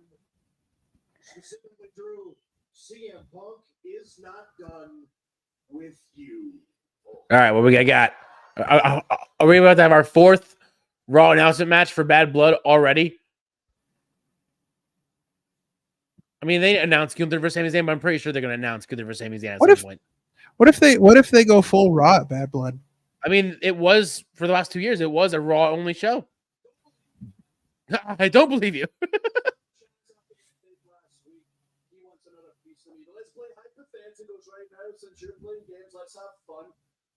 Let's have fun. Yeah. Oh, Adam Pearce raised his hand. I don't think he had a vote, but huge if. Big if. Oh.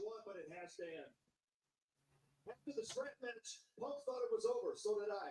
So did they. And then last week, what'd you do? You lose your mind, and we're back in the fight. And the fight has to end. Listen, you can't lose what you've already lost. I'm just saying. Just saying. One more time. And Drew, I can assure you this. When it's over, and it will be over, I'm going to find peace. You want to know why I'm going to find peace? I'm going to find peace because I'll know in my heart that it will be over. And it's going to be over because October, Atlanta, Georgia, Bad Blood. It will be CM Punk. It will be Drew McIntyre. Hell in a Cell. It will be hell. Got it. The one match Punk said he didn't want to do. Wow. And here we go. Literally, I remember when he first signed, he was asked about matches, and he was like, "I'm not gonna do it in Hell in a Cell. I'm gonna do any of these matches." Guess what? You're doing it in Hell in a Cell. I'll tell you what. I am like 100% sold on Bad Blood right now. Me too, I'm honestly. 100% sold. They're pulling all the matches right, like all the stops are so far. Like it's pretty crazy. They've already announced Liv versus Rhea again. Drew versus Punk, Hell in a Cell. I'm assuming we're gonna get Gunther versus Sami Zayn confirmed probably by next week. That's 3 matches. This might be a Raw only. At this point, this might be a Raw only PLE. Honestly, it could be.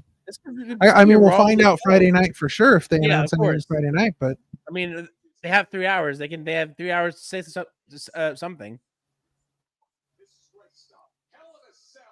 Cindy says, "Damn, how many times are we going to get Drew versus Punk? 3. I'm okay with it. Just 3. Just 3. What is going on here? He also wanted the Hell in a Cell. Why is? I have so many questions right now. First of all, why Miz and Cross? What's with his Bret Hart shirt? I have so many questions. I have so many questions.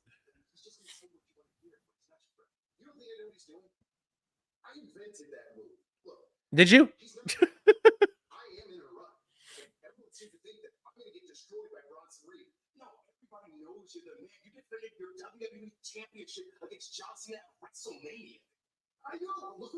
I know.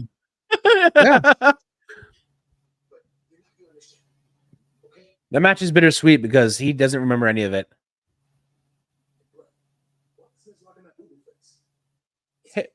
He said, "Hey, Brett." hey, Brett.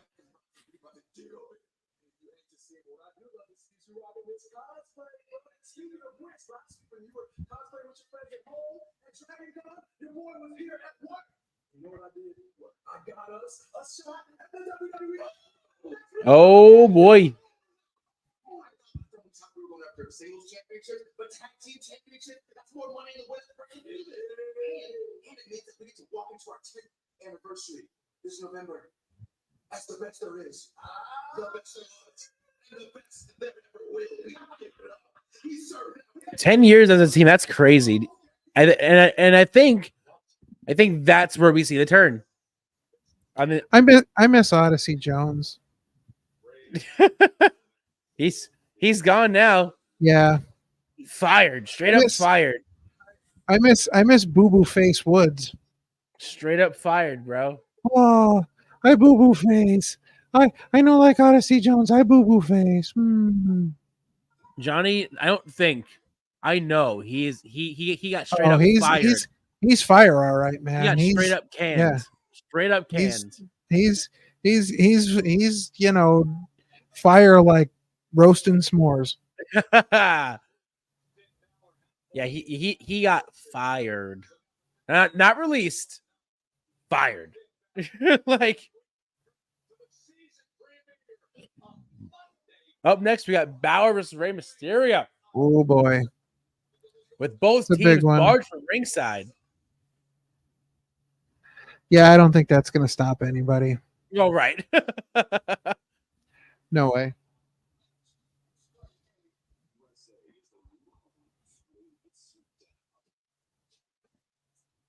Oh, here's the first advertisement for USA SmackDown. Steel cage match, baby.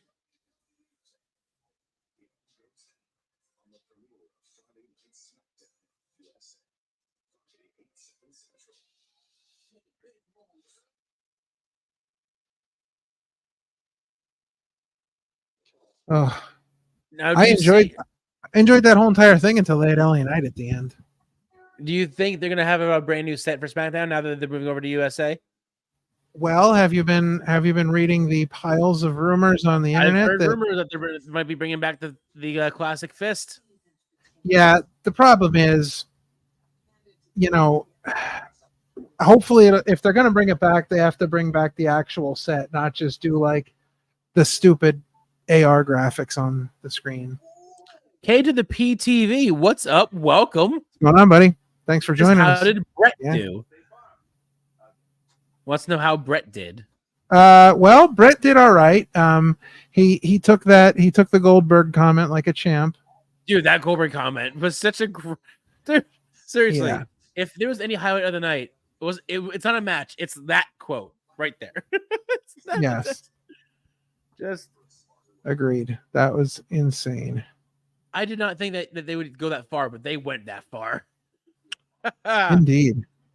It was pretty crazy. And Johnny and Sandy both agree that Jones is done. I says, yeah, I think it's over for all the Jones. I don't think you'll see him in any other company. And Sandy says, no, Jones is done. Yeah, at this point, it's pretty much over. I think Jones is. We saw him for a little bit. He made his debut, and now he's toodles, deuces, out. Agreed. Why? Because cancel culture. And because he apparently did some kind of shady things, so that's neither here nor there. Yes. I won't get into it here, but if you know, you know. Hey, you know. You want to know something interesting? I do. Are you ready for this? Sure. Do you have any idea who this is? I don't. Do you? I do. Who is it? It's Kenny P. Oh, is it? Oh crap! What's up, Kenny? Yes. What's up, Kenny? That's Kenny's YouTube handle. Oh, what's up, Kenny? Yeah, what's going on? Awesome. Good to see you. Well, now it makes sense. Now it says K to the P. I mean, now it. I was hoping you would pick up on that. No, no. Whoa. No, Jeez. not me. Not after my fall yesterday. Listen, my fall yesterday boy. with everything. Yeah, you. I mean, Sean yesterday. Up until this morning, Sean was in a complete body cast. Like he was. No, yeah, so it was. He was in traction for 12 hours last night. I'll tell the story real quick while we're on break. Yesterday, I was working in the studio to set up for last night's show during the day, and I noticed one of my championship belts had fallen off the wall. Me having to be Mr. Fix-It, I went up on the chair, put new command strips on the wall, put the belts back up on the wall, and as I went to go down the chair, my ankle buckled, and I just flat backed onto the ground. And I just laid there, and I accepted my defeat for a good minute or so. And I got up, and I was just pissed. And my back, my butt no longer hurts, but my ankle is still a little bit sore. Yeah, I'm sure. And he iced it with frozen bagels. Yeah. I that's all I had in the freezer. So I had the freezer, so that's what I used. I used frozen bagels to ice it. I just want to say, Kenny P, too soon, brother. Too soon. Too soon, brother. Oh, too soon, man. Too soon, brother. Too soon, brother.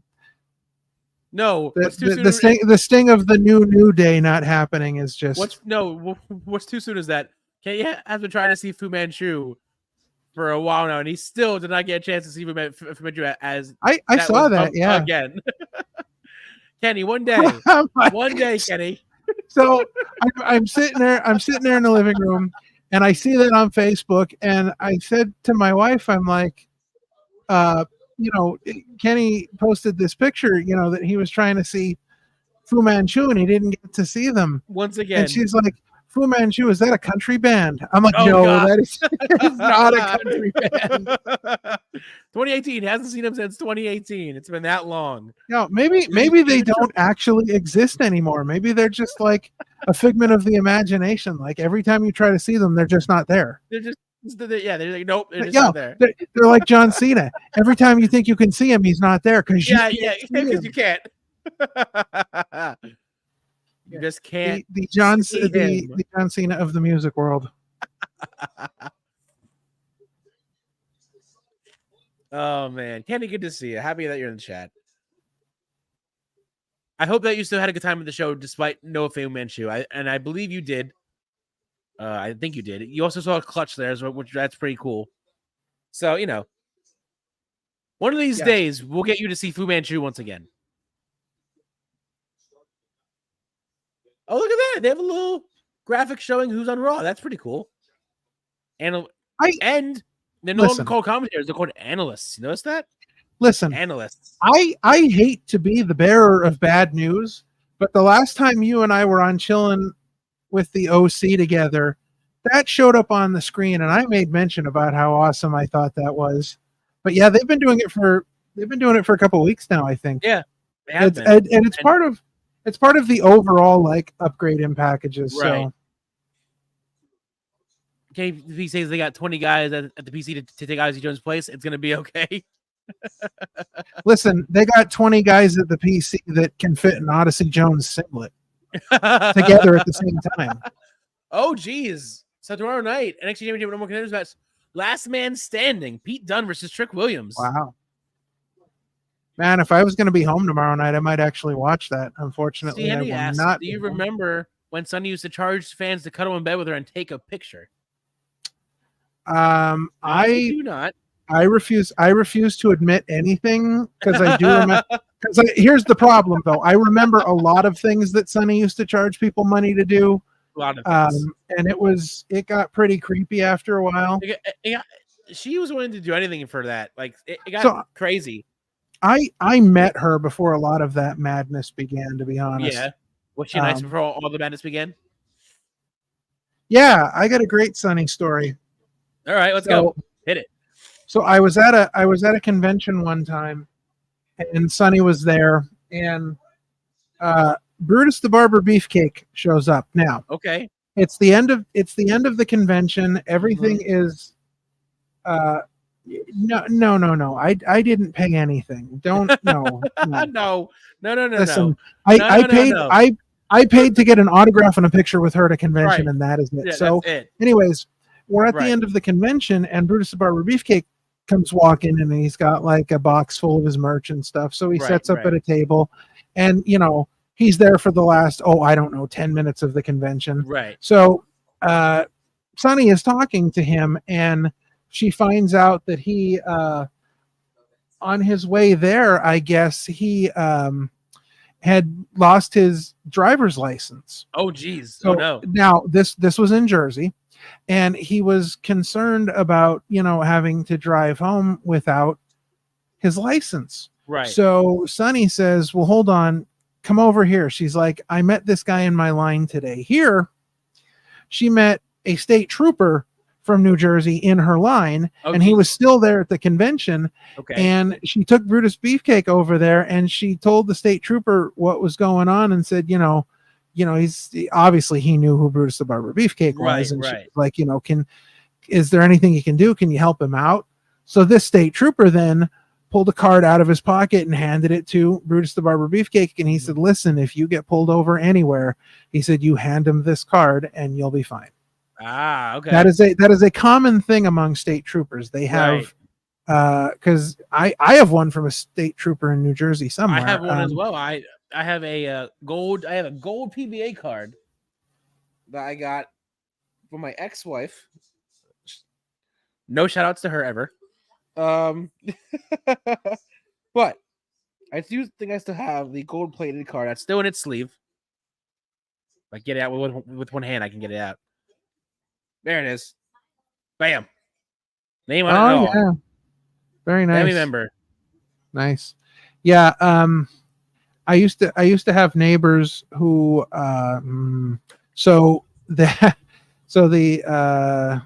father of my neighbor was a county sheriff, and he was also involved heavily in organized crime as well. Oh boy! Oh jeez! Oh no! That was interesting because they ended up there when we had a huge fire on our block. They ended up living with me for a while because it was just me. Okay. And it was me and my house. So the two of them and their teenage daughter moved into my house because they had nowhere to go after the fire. So they were good friends with my parents, and so we were just like, yeah, come stay with me.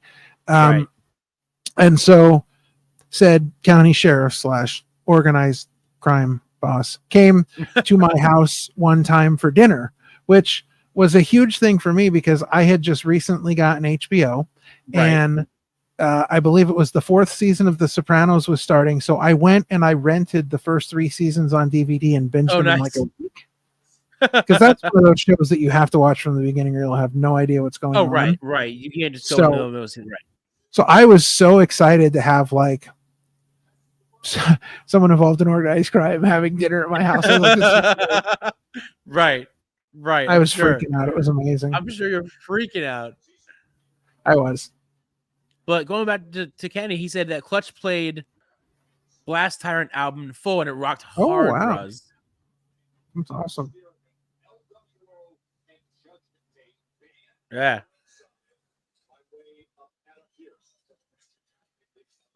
I don't think this ringside ban is going to mean anything to anybody, to be honest.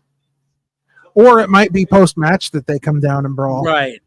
So it looks like the main event is going to be that IC title Emerald Gunners match, which is good, good for them. Good for them. Hell yeah. Yeah, I'm gonna be really disappointed if Braun Strowman wins this thing just because maybe Bronson Reed was supposed to. Listen, if I wouldn't mind if Braun wins as long as Braun loses. Yeah.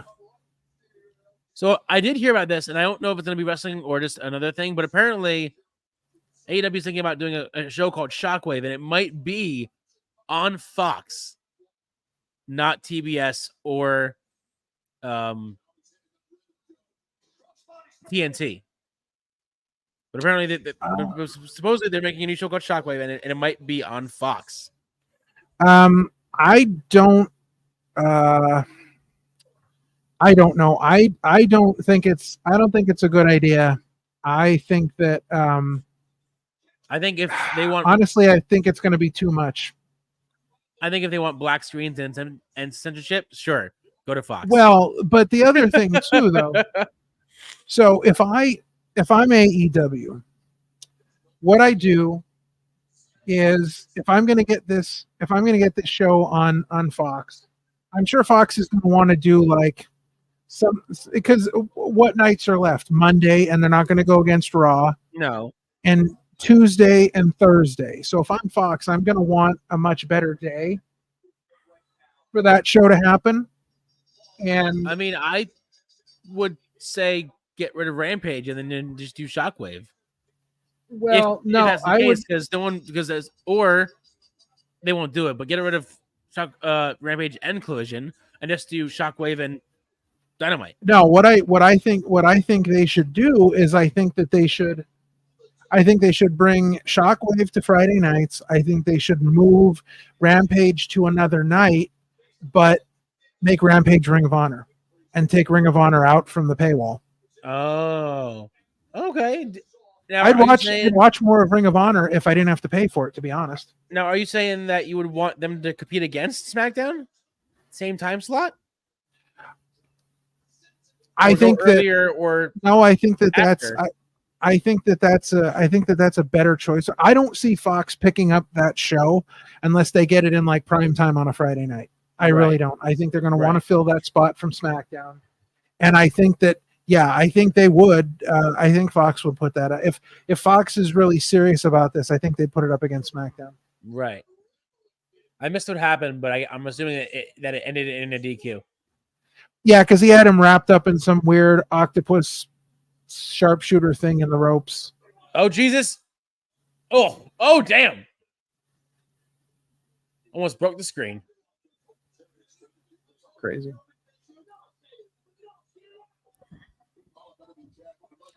What's up, Jake the Tribal Chief? Where'd he go? There you are. Welcome to the show. Welcome. Happy to see you. Thanks for joining us this evening. The OTC. Yeah. Listen, he's over the counter, all right. He's over the counter. Heck yeah. Good to have you here, Jake. Thanks for joining us.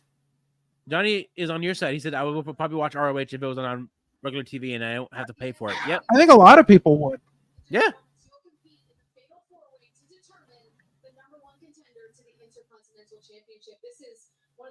Oh, wait for Braun Breaker to show up.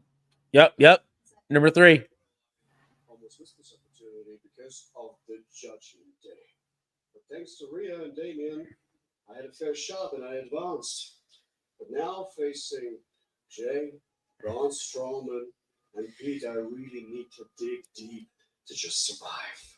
But Jackie, that is not the only goal I want the prize at the end of this tournament.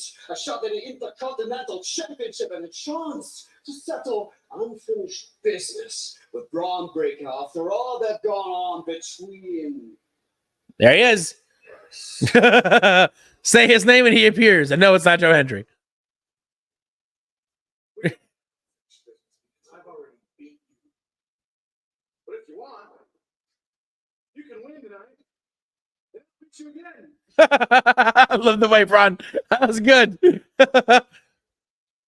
we go. I was wondering when Jay was going to come in because they didn't shoot the J yet. Or to say no words at all.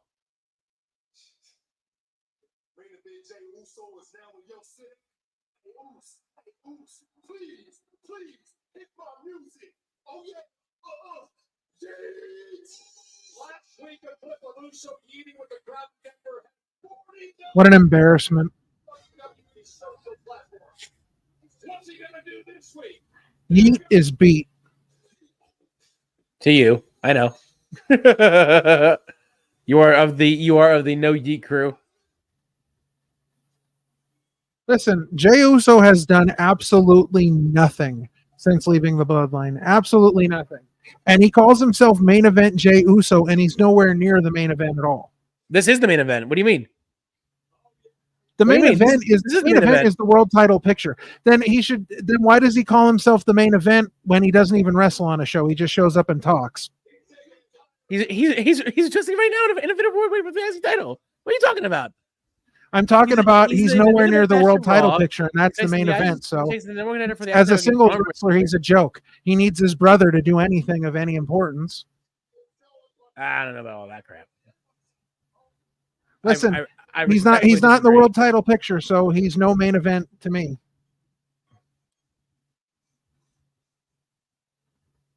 So are we not going to get entrances for Pete, Ilya, and Braun? Or is that after the break? Because I would feel bad if you don't get a dope Pete entrance, because I love Pete's new remixed old theme song. Listen, if you need to know anything about Jey Uso, all you need to do is look at Michael Cole act like a jackass every week when he comes out. That's my favorite part. Is the Cole's fun. He's not just being serious all the time. No, I dislike that at all. It's an embarrassment to him as an announcer and as a professional. Dude's having dude's having a fun time with his last. Incorrect. With his career. Incorrect. I think if you're gonna go out, because who knows how many years he has left, go out and have fun. I disagree. I think he's embarrassing himself every week.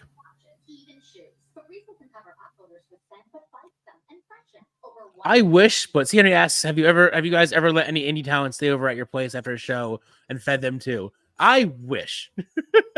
I wish. That would be fun. No. I would greatly enjoy. Now, I don't know about staying over unless they really, really, really, really, really need to. But feed them, sure. Hey, here's a meal. Let's hang out. Have a good time. Chill. I'm down. I mean, all I have is a couch bed. So if they really wanted someone to crash, I have a couch bed. That's all. That's all I got. That's all I got. Mm. That's all I can offer them. That's all I can offer them. Yes. No, I've never had anybody. I've never had anybody avail themselves of my house.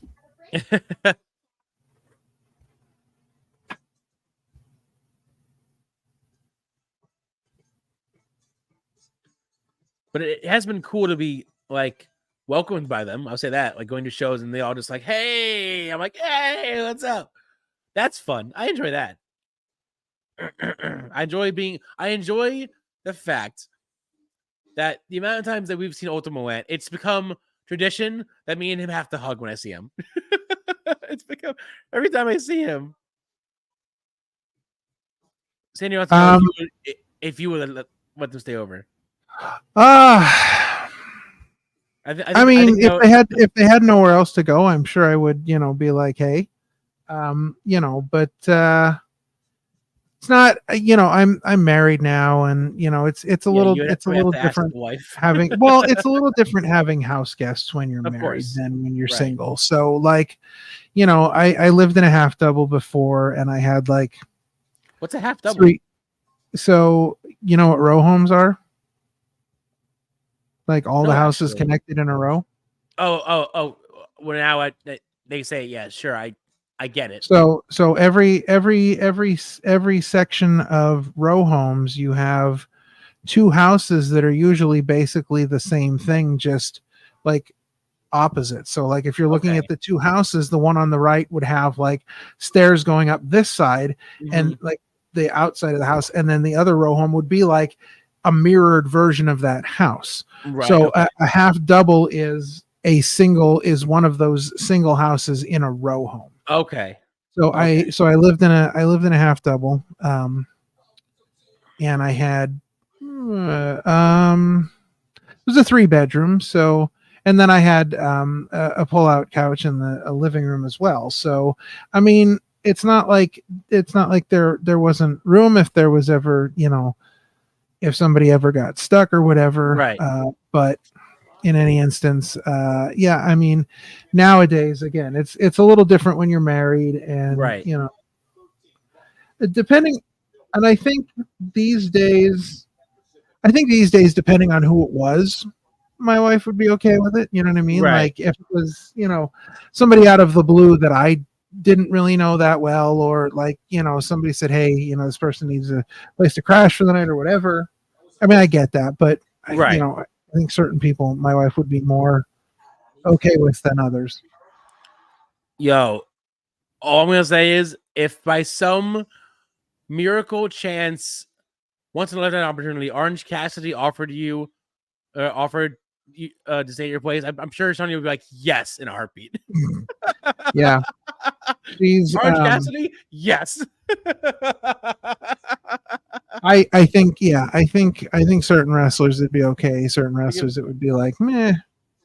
But honestly, I mean, if I went to my wife and said, listen, like I think like this person's really stuck. They need a place to stay. Right. We've got the pull-out couch, whatever. Right. I think she'd be okay with it. If I Right. said, like they're really in a bind and they don't really have anywhere else to go. And wow, they're really pulling out the stops tomorrow. Holy crap! Oh shoot! Drew is going to NXT tomorrow for the tag team titles. All right, I'm all right with that. I might have to watch tomorrow night's NXT. Holy crap! Yeah, maybe I'll catch it when I get home tomorrow night. Check it out. Next Monday, the New Day is getting their shot at the Judgment Day for the World Tag Team titles.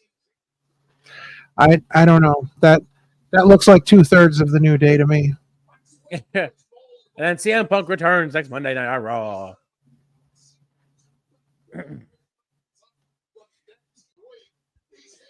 Oh, listen. No, you did not put me on the spot at all. It's fine. I'm all about answering all kinds of questions. Right. I'm an open book when it comes to wrestling and whatnot. It's interesting. I was just thinking about this today because I was having a conversation with somebody about seeing like wrestlers on the indies before they made it big, and I remember, and this is just one instance that I can remember, but I worked with a small company, a small local company in Pennsylvania called PCWA. Right. And back in the day, I mean, Tony Deppen got his start there. I was in an old closed elementary school in their tiny little gym, and I saw Nyla Rose wrestle there. Oh, nice! When I was working for them, yeah, she was. She came through there, so yeah. It's it's interesting sometimes to think back and think about some of the people that I've seen in much smaller venues before they made it big. Right. There it is. I love this theme. It's just grungy. It's grimy. It's just I love it.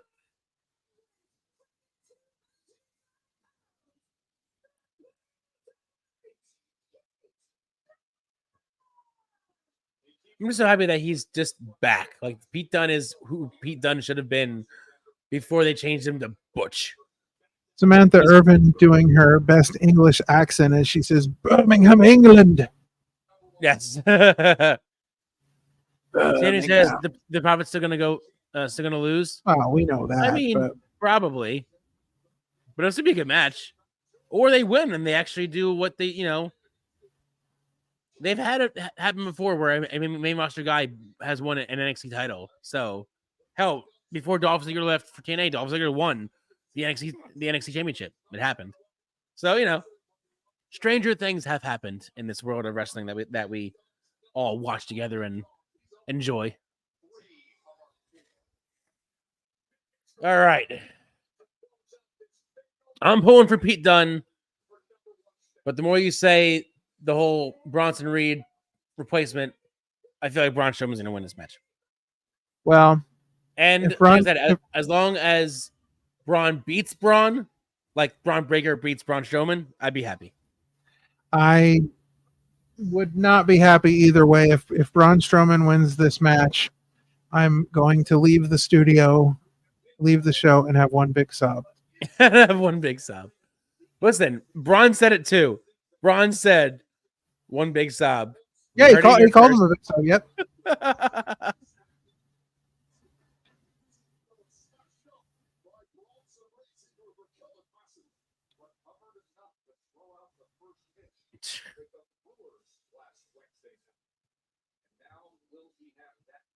big smile and flex.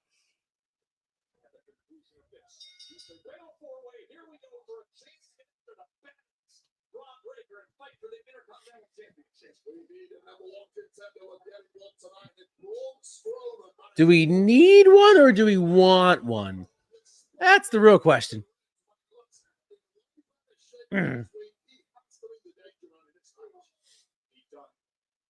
See, I don't know why. I get they're gonna have everyone go after everyone, but if I was these three guys, I would just take out Braun and then fight each other. I mean, that's a smart way to go about it. For 1 second, annihilate Braun Strowman, beat him up, beat him down, bury him in a table and chairs, whatever you want to do, and then there it is. A triple threat, and then there you go. He just ran leg first into the barricade, so yeah. I think we're gonna get the one-legged Strowman train. Oh, I'm sure we are.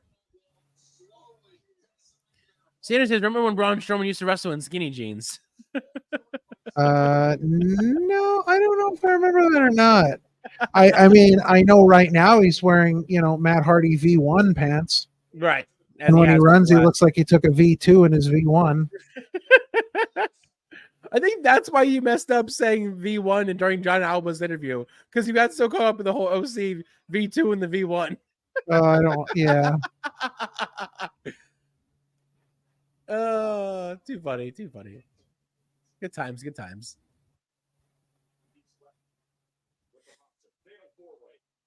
Just break his thumbs, Pete. Break his thumbs and his fingers.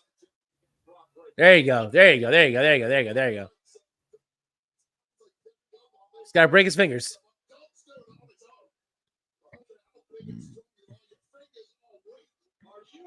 Or get dropped.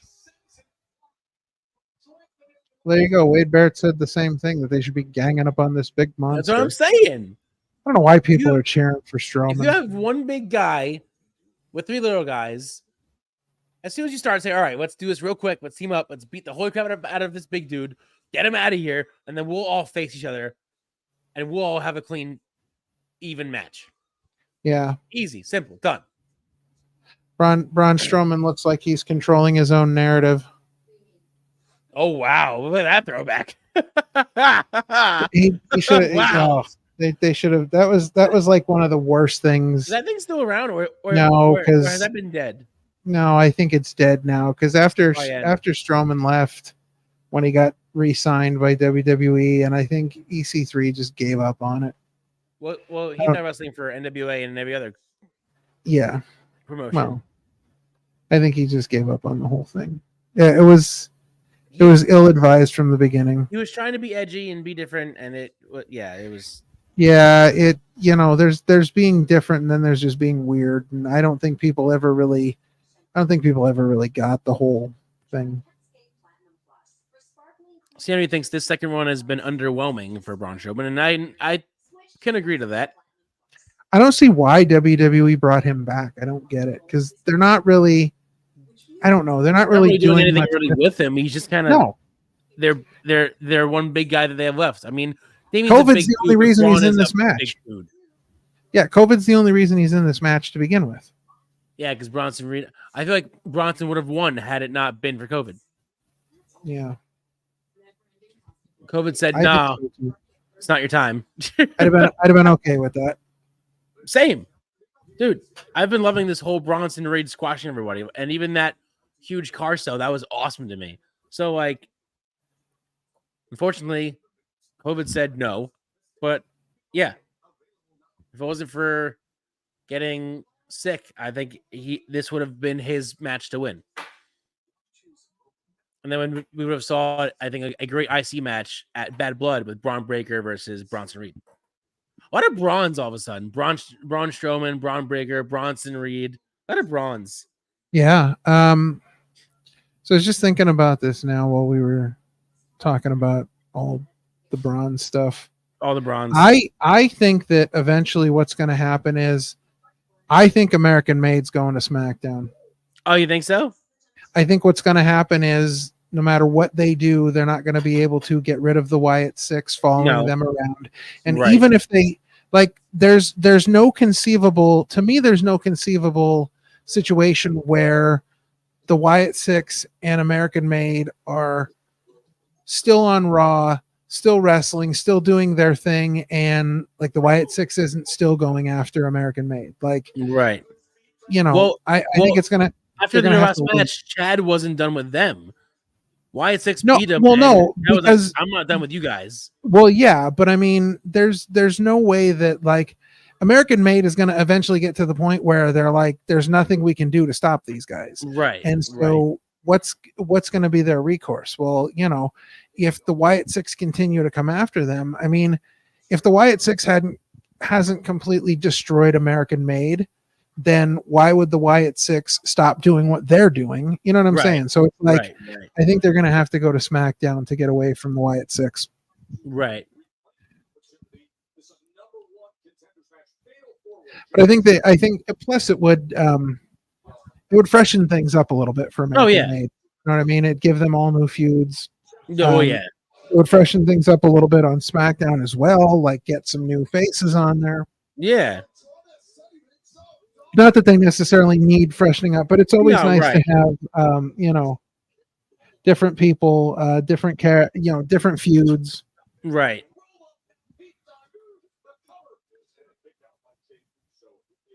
See, that's what I would want to see. Not a draft, because the last few drafts have been dead before they started. Bring back the shakeup. Just I will. Have some people swap around, but because the draft has not been a draft in the last 3 years. Because as soon as they do a draft, they end it within a week. Yeah, I mean, they've been so far though. They've been pretty good at like keeping up with it. Keeping the people separate. Yeah. I mean, they've been. I think they've been doing a pretty good job at that. But I don't. Yeah, I've never been necessarily a big fan of the drafts, just because I don't know. You never really see anything. You never really see anything crazy happen in the drafts that actually stick, because every time somebody, when John Cena was drafted, or like Triple H was drafted, and then like he was only there for a week and got traded back for something. They never really do anything that's, you know what I mean? The only drafts that were good, I think, were the first two. Where they actually were drafts and they treated them as such, and they were actually separate brands. Yeah. And then I think the 2016 one when they brought it back was decent, but then after that one, they never really got that spark back. I just don't ever see anything in these drafts that really surprises me. Well, they don't do anything different. They don't do anything the same.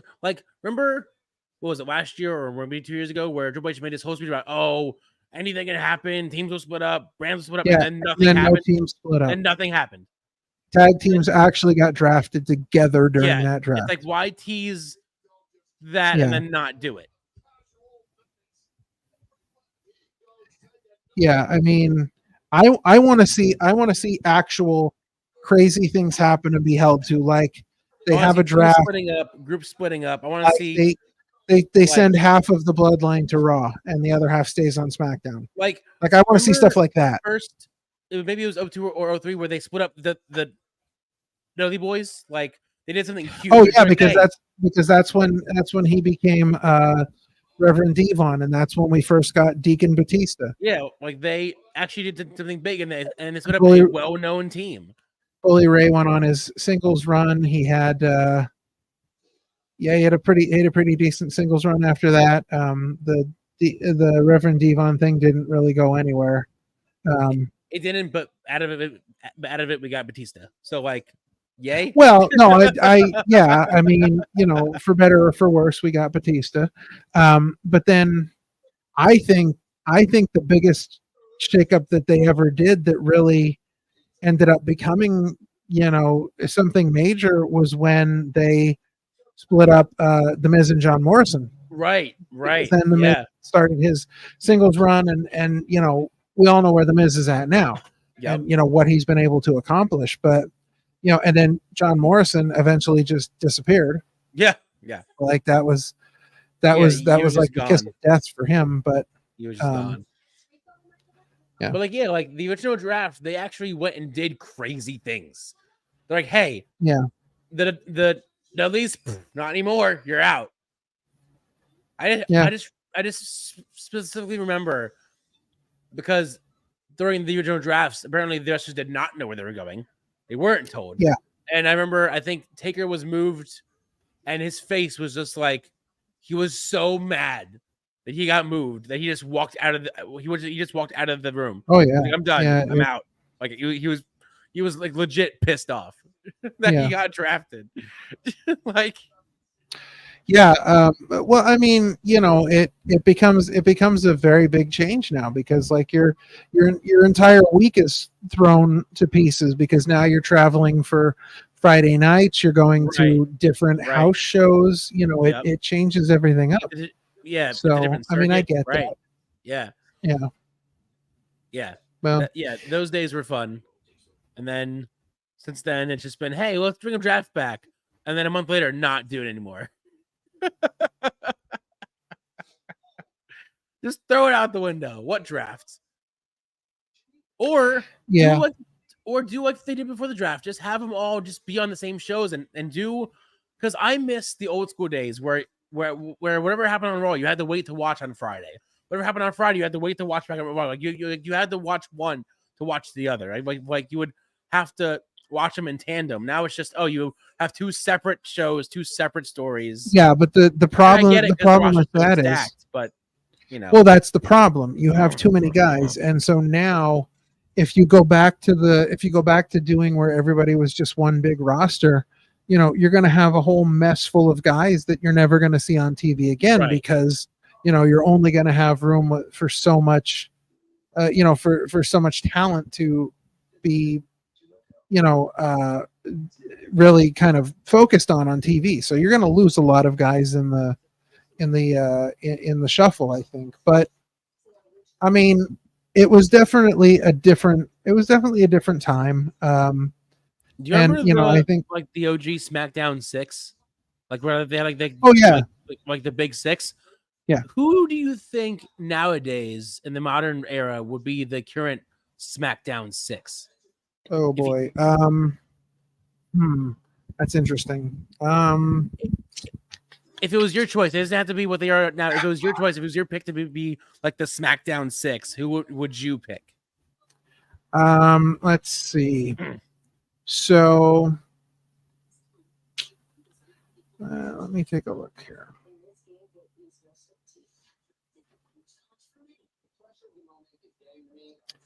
Let's see. So they've got some talent on SmackDown.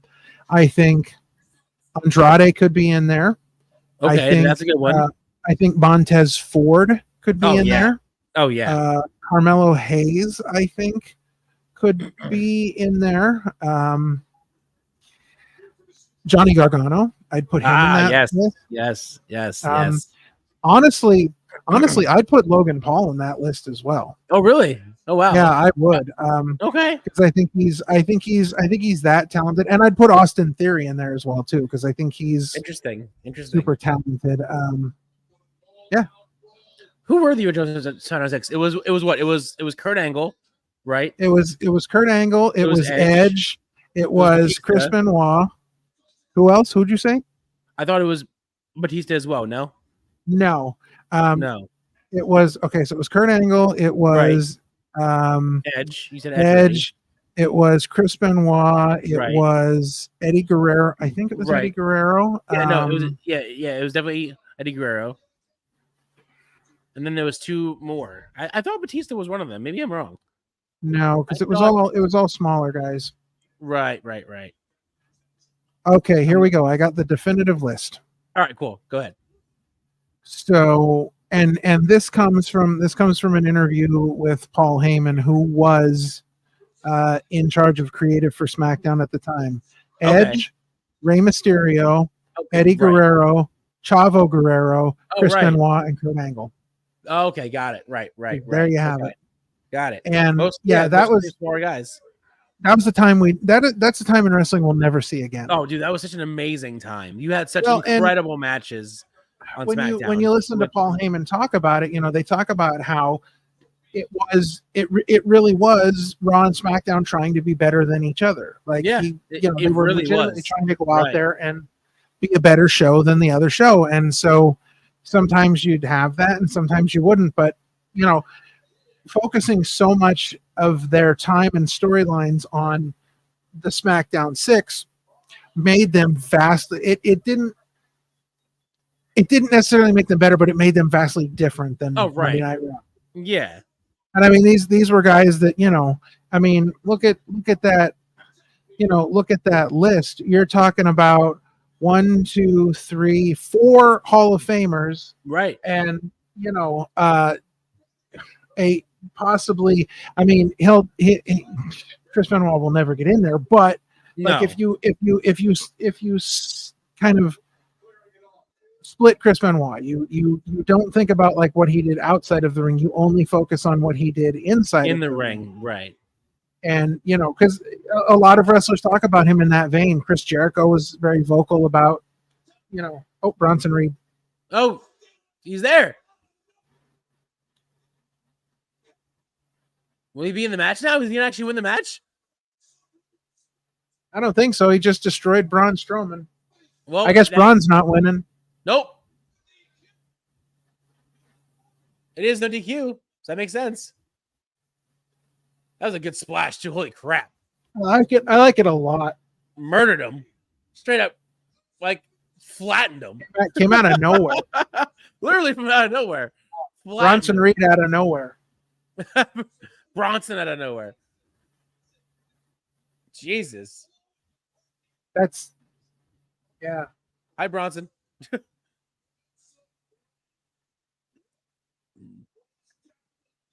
I think around that time they had to, because that was when they didn't have any sort of competition. So instead they thought, hey, why don't we compete with each other and make each other better, but be on the same show? Like it certainly worked. It was the same company, but they're like, hey, let's make each other better by doing this idea. Yeah. They didn't have all these different shows nowadays where everyone's just everywhere and just doing all these different things. Yeah. But I think that's also making WWE better because they now have to kind of work for it again. They're not by themselves anymore. They're not the only ones doing all the wrestling anymore. Right.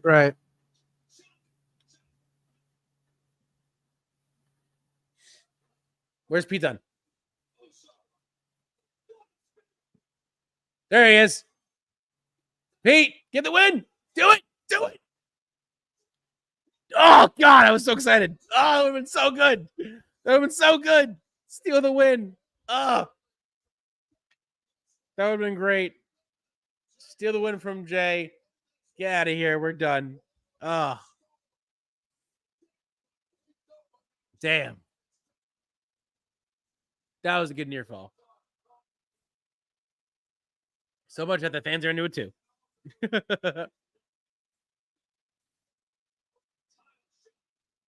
Meanwhile, Braun's dead. Indeed.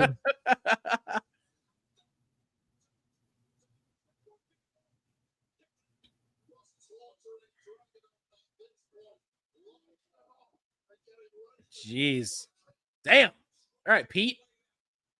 I see you.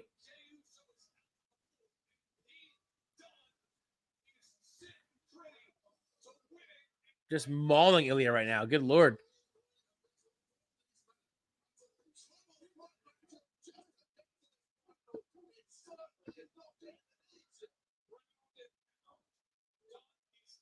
See, this is the Pete Dunne that I love. Just a vicious animal. Apparently, Johnny's not a fan of the new commentator so far. Not feeling it, Johnny. Not feeling it.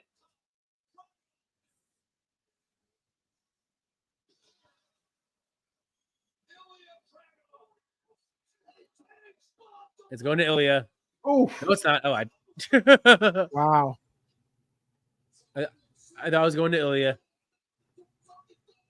But it looks like it's going to Yeet Jey Uso. Yup.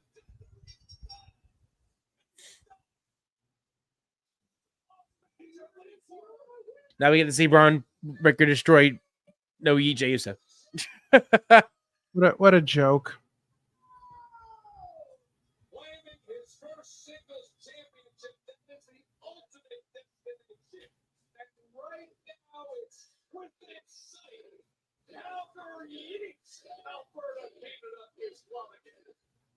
Let's once this going, but all is one. I want that belt. Someone in the center has a OG center belt. I want that in my collection. Not the small one, not the kids one I have. No, the spinner belt's an embarrassment to belts unless you get the rated R one. Well, I don't know if that one even still exists. If it does, I would buy it. That's the only way a spinner belt is acceptable. But I think it would be a fortune on eBay. Hell, the Daniel Bryan belt I bought was a fortune on eBay, but it was worth it because that belt to me is one of my favorite belts that they made for a star. Next to Kane's belt that I bought, but Bryan's is up there.